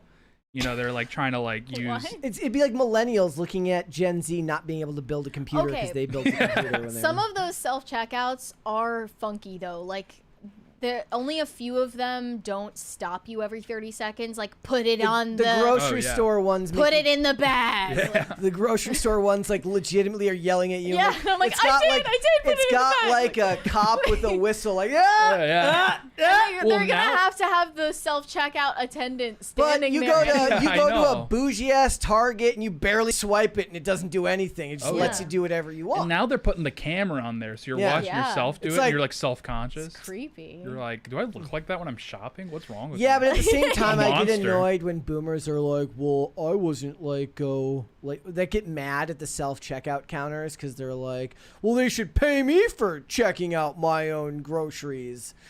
Shut up. And what I do is, and I do the same thing at ATMs, is when like there's a line and the person in front of you takes forever, I get up and just show them how it's done. I'm like, bang, bang, bang, cash gone. I'm done. And I'm like, did you all see that? That's how you use an ATM. I don't say it, but I make sure everyone sees it. Like the Target one, people blatantly ignore it's just like 10 items or less, and people come up there with 2 carts worth of stuff. That makes me angry. Yeah. I'm eventually gonna snap like when I see someone like, hey, those eggs. There's at least 11 items there. Yeah, just throw it out of their cart.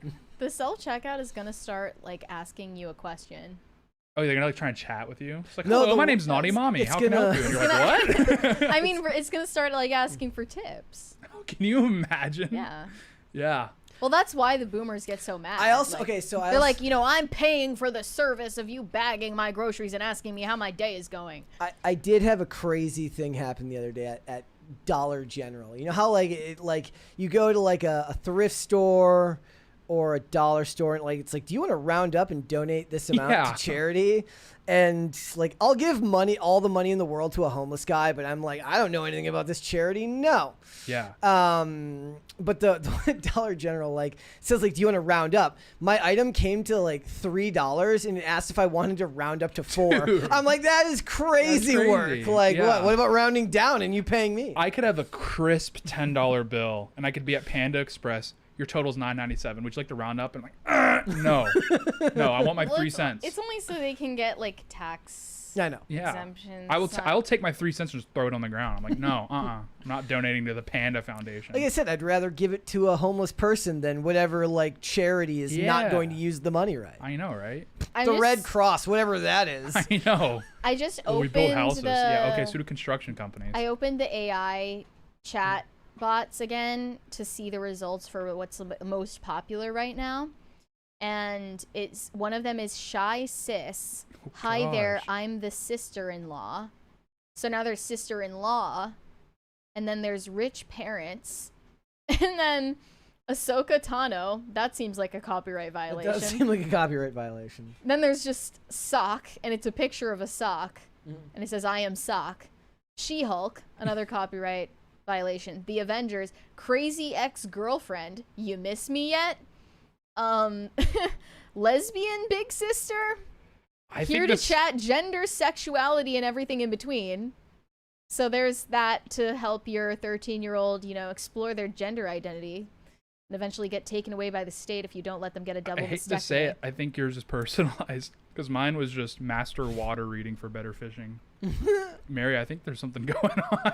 I don't understand how that's possible. I'll tell you why, because you you tend to find the stories where you want to dunk on the OnlyFans hoes, and algorithmically it's going to start sending you content that feels like it's in line with that. It's not delineated. The algorithm's like, you're clearly mentally ill from these reels. Like, here's some more. I understand that if it's on Twitter. Like, I recently got a really disturbing promoted tweet on my feed. Let me find it. It was like something that someone paid to promote. Oh gosh. We got a 20 from DC&C says, Mary, why are chicks so slow at the moment? Or at the ATM. At the moment. I'm assuming he means at an actual ATM. Not why at the are women moment. in general slow at the moment? It says, I want answers. I mean, are they looking at it in the pin guard? They're looking at the reflection. Yeah. I don't think I have that issue. What was the personally. meme I saw yesterday? It's like a husband trying to use his wife's credit card, and he's like, "What's the password?" Oh. She goes, "It's my birthday," and it's the Lord of the Rings. And he says, "Fine, keep your secrets."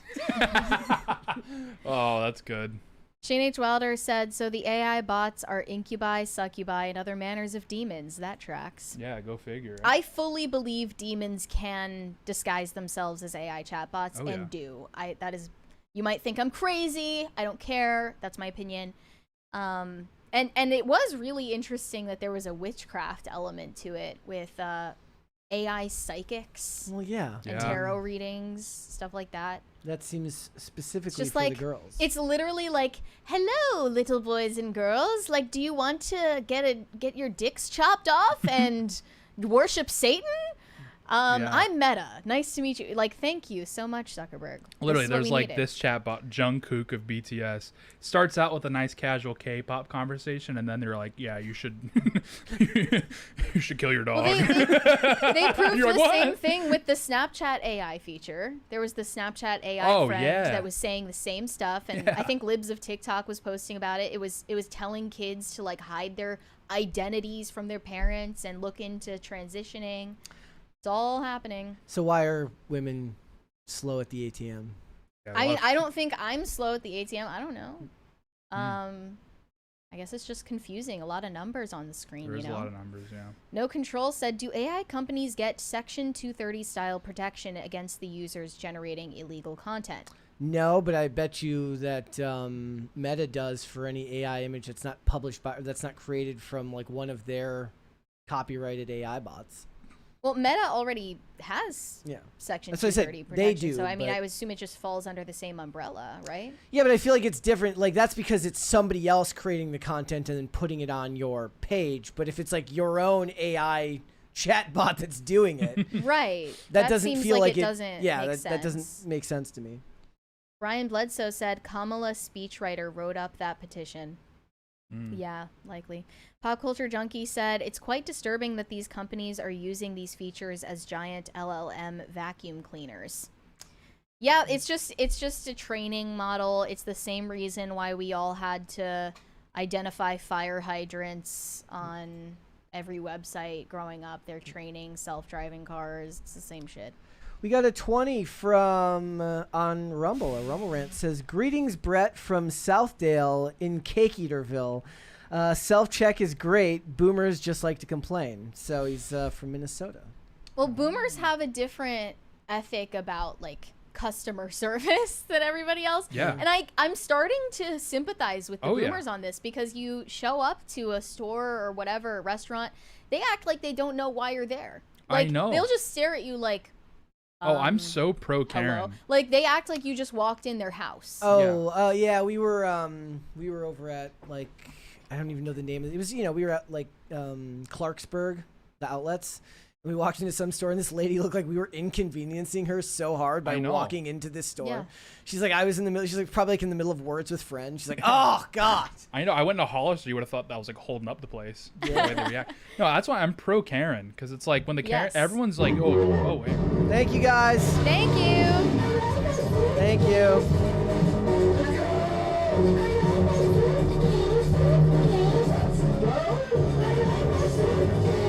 Thank you.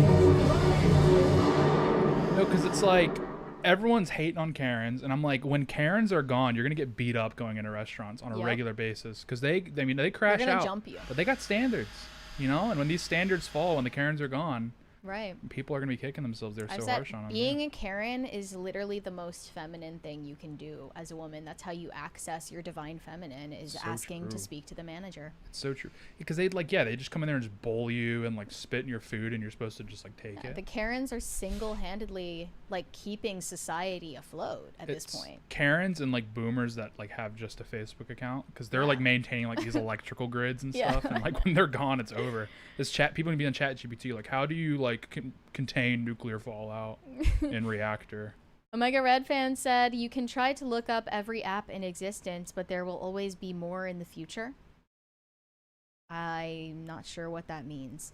Dingus Khan said, the only thing I have to say to AI is representative. So true. One, the phone. So true.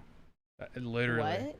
No, they're saying like when you call customer service, I'm like, hello, how are you? And you're like, representative. And I just chew out that robot. Well, I call businesses these days and they answer and they're like, hello. Yeah. Why are you calling us? Oh, you know what the new one is? Is when you go to fast food restaurants and you pull up to the whatever, the talking box, whatever they call it, and it opens up with a super chipper like, hello, welcome to McDonald's, how can I help you? And you're like, oh, this is a nice place. No, yeah, I'll have no. that. And they're like, say it again. And you're like, whoa, where'd the super sweet AI go? No, you want you don't want it to be too nice. Like, Well, the worst I know, is I'm when like, you pull up and they're like, they say it super fast, but they're like, welcome to Starbucks, do you want to try the ice caramel macchiato? And you're like, Yeah. what? What did you say? And they're like, do you want to try the ice caramel macchiato? And they're like, no. And I feel so mean whenever Like, they what do you want? Would you like to try our new caramel? And you're like, no. Because it's like you're rejecting their personal invitation. I'm like, I'm sorry. I know you probably thought I'd But they like must like tell them to do that because it must work sometimes, right? Like, is there somebody who gets asked if You they know want what? to try something and they're like, You know what? I'm feeling whimsical frisky. today. Yeah, you know what? Like, Yeah, why screw not? it. I'm getting crazy. I'll take it. Whatever you say, I'll order. And another thing that really pisses me off about fast food restaurants, I'm sorry I'm derailing, but this needs to be said with whatever platform I have. McDonald's, when you pull up to the second window, this has probably happened to you, and they say, can you pull ahead to the third window? And there's no one So behind me. annoying. I want to jump through the window. Well, they do it because they have to get their averages I down know. for the time that you're at the window. They're trying to like fool corporate, and corporate knows. Yeah, like I don't care about what corporate says. It's like, a whole racket. So I did this, and I'm not really like a confrontational person. I said no. I've done that. Yeah, I'm like, Yeah. there's no one behind me, and they just kind of rolled their eyes. And then I thought, I'm like, they probably poisoned my food. You never know. I slept for like 2 days after I had it, so I think they might have You poisoned can't my food. trust them. Yeah. This was at Arby's, I assume. No, this is McDonald's. I tried the Arby's would tenders. never do that. Arby's would never. do that. Arby's, I mean, Because Arby's there's doesn't. no one there. They've never had a line that actually justifies needing to pull forward. Yeah, they're that's shocked not when you me pull up. dunking. Like right now, the hipster thing is to hate on I guess it's the hipster thing is to not hate on Arby's. No, Is that Matt Walsh is like, actually Arby's will be defended Yeah. till death. Yeah. I'm with him in a non-ironic way. I'm okay with I Arby's. do love going to like the JV fast food restaurants because they are surprised when you pull up. You pull up to Holy the, shit, a customer. Yeah, they pull up to Long John Silver's and they're like putting their uniform on. Yeah, well, fish, right? Yeah. We went to I did not go there, but Olivia went to like the Long John Silver's over in like Charlestown because it's like Long John Silver's and A&W. Oh, yeah. And like, Let's wash this first down. of all, Why? the price required like a down payment. It was so expensive. And the person sounded genuinely shocked that somebody was at the window. They're like, "Are you good? Do we need to call someone?" Or They're like, the Chinese restaurant like, is right across the no, street. I want shrimp Like, and a root beer. Like, what? No Control said, put the hot dogs in the effing basket. So true. It's a new version of fries in the bag. DC&C said, Mary... Oh, I already read that one.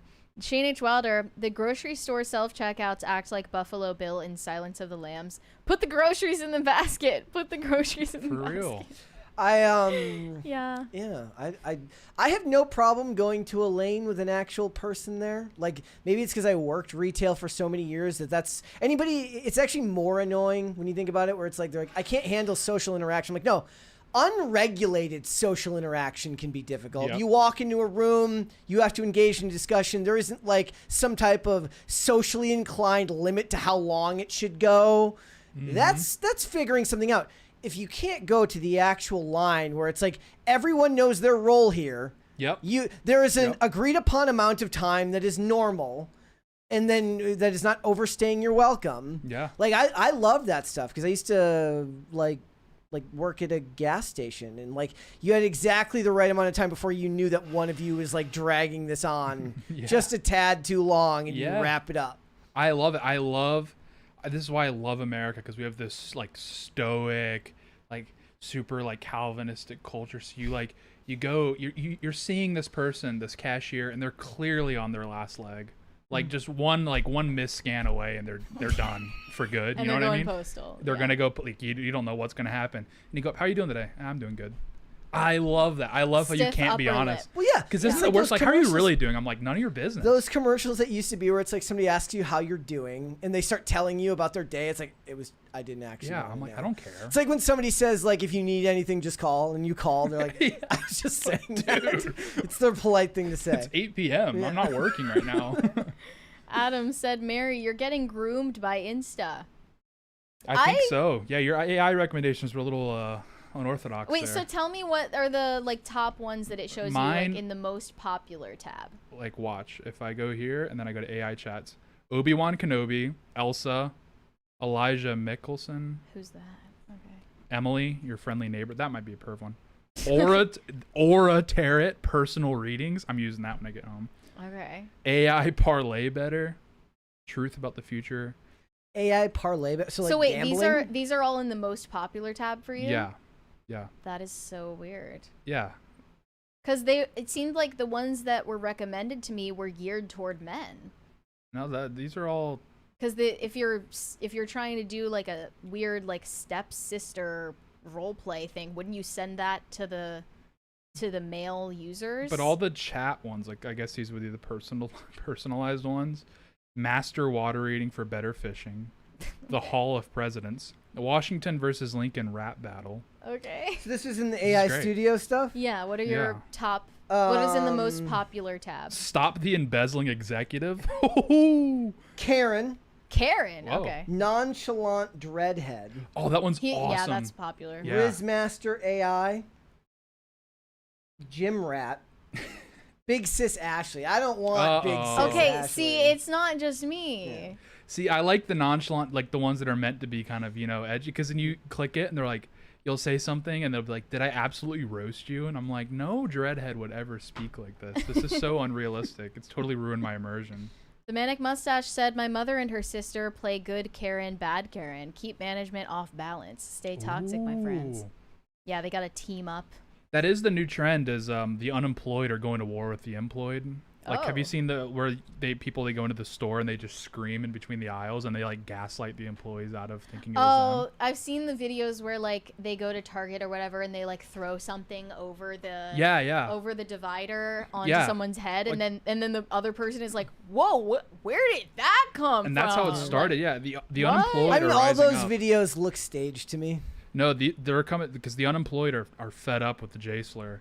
So they're going in there. They're bringing fake Target employees in. Like it's like a real war going on. I worked at Target for like 5 years, and for like a decade after, if I would be in a Target and I was walking by somebody who worked there, and their like walkie-talkie said like called for backup cashiers to the front line with an automated voice, my brain would trigger and I'd start walking to the front. Dang, dude. And I never even had to do that because I managed the photo lab, so I was already up front. But I heard that call so many times a day that somewhere deep in my brain, I started walking up front.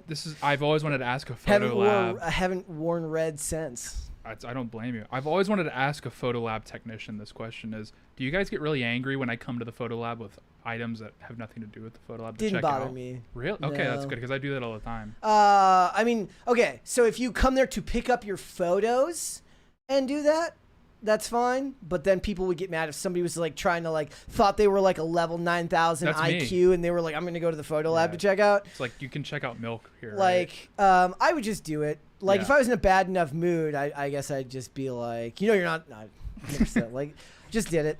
Whatever. Yeah, I love that. Saw all sorts of crazy stuff. But in the photo lab technician community, it's not a popular move. The community. The community. Yeah. Amongst the many different. You're still in a group chat. Well, there were no group chats milk back here. then. It was so long ago there were no group chats. Some guy brought Mike and Ike to the photo lab. What's wrong with this guy? Yep. We have a 20 from King. Listening behind, but drinking nicotine will really upset your stomach. Ever swallow a Zyn by accident while drinking something? There's a greater chance of overdose. You can take out a pillow, but I do love me some tea. I have accidentally and purposefully swallowed a Zyn, and that never happened to me. I felt just fine. I do get scared. I remember Googling, like, will I die? And I was like, you're fine. Dingus Khan says, yeah, don't wear a red shirt at Target. People will think that you work there. Have you ever seen the people who get really annoyed or really offended when somebody thinks they work someplace? Yes. Like they're too good for that job. Yeah, that's bizarre. Like I recently, somebody's like, I was like walking around a Dollar Tree and somebody's like, do you work here? And I'm like, no, I'm sorry, but I come here a lot. Like I might be able to help you find it. Let's go on a journey. Like I was like, look, let me help you. Like, can I get you something off a high shelf? That'll boost my self-esteem. DCNC said, Tato, if I'm stuck in a line behind someone being super slow, I'm scanning my crap in like a demon, no receipt, no bag, then racing the slows to the exit. That's how it's done. Literally, I feel like the cup stackers, and they slap the little thing, boom, and then you turn behind, you're like, that's how you do it. That's how you do it right there. Speed it up a little bit. I never grabbed the receipt because Esoteric Health Twitter tells you. Yeah, not it's an to. endocrine disruptor. What? Grabbing the receipt paper, it has what is it called? The stuff that's in water bottles, you know. Okay. Yeah, don't do it. It's bad for you. So bad. I always get the receipt. No, you It grab messes you you see up. you grab a few receipts. Next thing you know, you're talking to a chatbot. Telling you. Slowly transing the population. Oh. Shane H. Wilder said, Caring is caring. Also, if you work a drive-thru and a customer says thank you, don't just shut the window on them, you dick. I know, right? What's the deal with that? So much lip. It's like, hey, What? Like, I just bought $12 worth of Arby's. At least show a little respect. I have. I don't give a crap if they're. If they care. No, it's like because that's Yeah. there's some days that go by where this is like the highlight of my day. I and mean, they ruin it. if they're outwardly rude and not just dismissive, that's when I'll go Karen. But if they're just being like, if they're just like talking to a brick wall, right? then Like when I don't really care. I don't really go to drive-thrus anymore, but I feel like I'd be a little bit unnerved if they didn't kind of sound distracted and busy and bored. You do want to hear a little bit of like Like distress I want in their a voice. little bit, like it's a little bit of apathy goes a long I need way. to hear a little crisis in their voice. Like, yeah. you know? Because you go to Chick-fil-A and it's like everything's all sunshine and rainbows, and I'm like, look, I know that guy's running this place like the Marines, so I know didn't this. they get rid of My Pleasure out of the script for the Did Chick-fil-A they? employees? I feel like that happened. That but... sounds like a very bad omen. Okay, I'll omen. give you an example of a bad. So every time I get a haircut, it's right next to a Little Caesars, and I get a pepperoni pizza every time after Yeah. I get a haircut. And the amount of times where you go in there and it's just utter chaos. Yeah. And nobody comes to the Someone's front. like washing a pig in the back. You're like, what's going on? Nobody comes to the front to help you. They're just beeping everywhere. And I'm just sitting Like, here, is this a submarine? It's a battle of wills. Like how badly do I not want to check this guy out? Yeah. And I'm like, how badly do I want that pepperoni pizza? Dude, you go into a Wingstop every single time. It's like there's a guy like defusing a bomb in the back, like someone's ODing in the corner. You're like, what is going on? Can I Like- get some service? Like the last time I went there, like yesterday, I was like, how long is because usually my whole life it was like they'd have a pepperoni pizza ready for you. Yeah, they have Hence like a little the term tray. hot and ready. Yeah. However, the last several times they're like, oh, 3 to 5 minutes, fine, whatever. Last time, I put in my order last, but got my pizza before these other people were there, and you could just feel the anger. Yeah. Because they were in there, they were already there and looking annoyed when I walked in. I ordered and I waited about 3 minutes. They clearly ordered something way crazier than I did. But then last time I ordered and they're like, yeah, we have one ready right now. And I'm like, Wow. I was shocked. Yeah. And the lady was like there and took my order and like, That's always the best. yeah, wasn't just hiding behind the wall. Right. Yeah. I mean, because like some of the places, like McDonald's is caught on. Where now, I mean, when's the last time you went to the counter at McDonald's? Never Oh yeah, happens. you show up to McDonald's, it's like a ghost town, and they have the giant iPads. And you're Yeah, supposed to everything's use the all giant sterile iPads. in the back. It looks like an operating room. Yeah. Yeah, it's with great. the with the flat lining. Literally.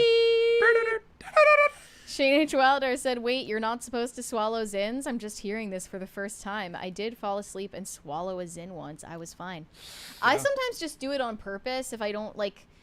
it's mostly if I feel like the people I'm with are going to be grossed out if I take it out of my mouth and like put it on the table. Like, I'm show like- your work. Yeah. Like I don't really want them to see me removing it, so I'm just gonna pretend it wasn't there. In No, the you first just be, oh, it's an Alp. Yeah, it's an Alp. Yeah.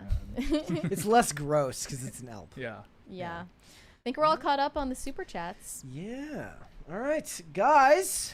Well, hold on. What's wrong? I'm just making sure. I'm gonna check Rumble. We have the Rumble rants. Make as sure well. that we're all caught up. Rumble was having their own like back and forth today that I did not catch about it. I don't go to a lot of fast food anymore. Like like we eat like out at like restaurants like more than we probably should, like more than we can afford. But I love it's like- like if you're like political, it's a good way to get a gauge on what the country's feeling. Yeah. If you go to fast food restaurants. Oh, You're it's a thing. taking the temperature of the culture. Yeah.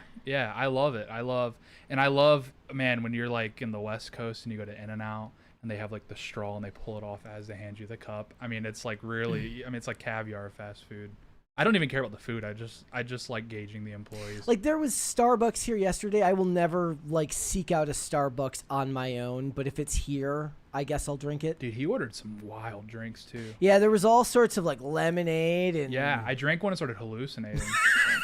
Tim like bought those last charged lemonades from Panera and has it delivered here. I want it. I want the charged lemonade. Life was better when you could die from Panera lemonade. Literally, like you could like pour it on your battery and start your car. It was awesome.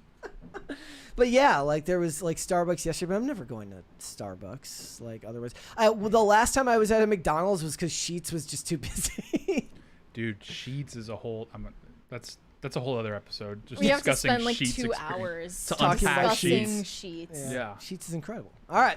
Guys, before we go, hit the like button on this video and subscribe to the channel if you are new here and you have not subscribed here yet already. Please and thank you guys. And Tate, thank you. Yes, anytime. Yeah, you can follow me on Twitter at RealTateBrown. Follow me there. Yeah. All right, Mary. You can send me validation on Instagram at MaryArchived, or you can send me hate on X. That is also MaryArchived. And send me love letters on TikTok. I don't know. I just haven't. I thought it was decided indifference. yet. I don't even know what I like. Send that you just Gen doesn't- Alpha slang on TikTok. Yeah, send me Brainrot on TikTok. How about that? There you go.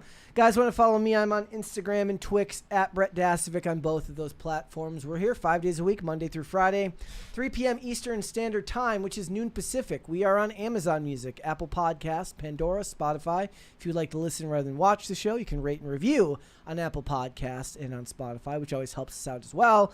And if you want to follow us on social media, we are on Twix at PopCulture_show, Facebook at Pop Culture Crisis, Instagram at Pop Culture Crisis Pod. Guys, we'll be back with another episode tomorrow. We'll see y'all then. Bye. Bye, everybody.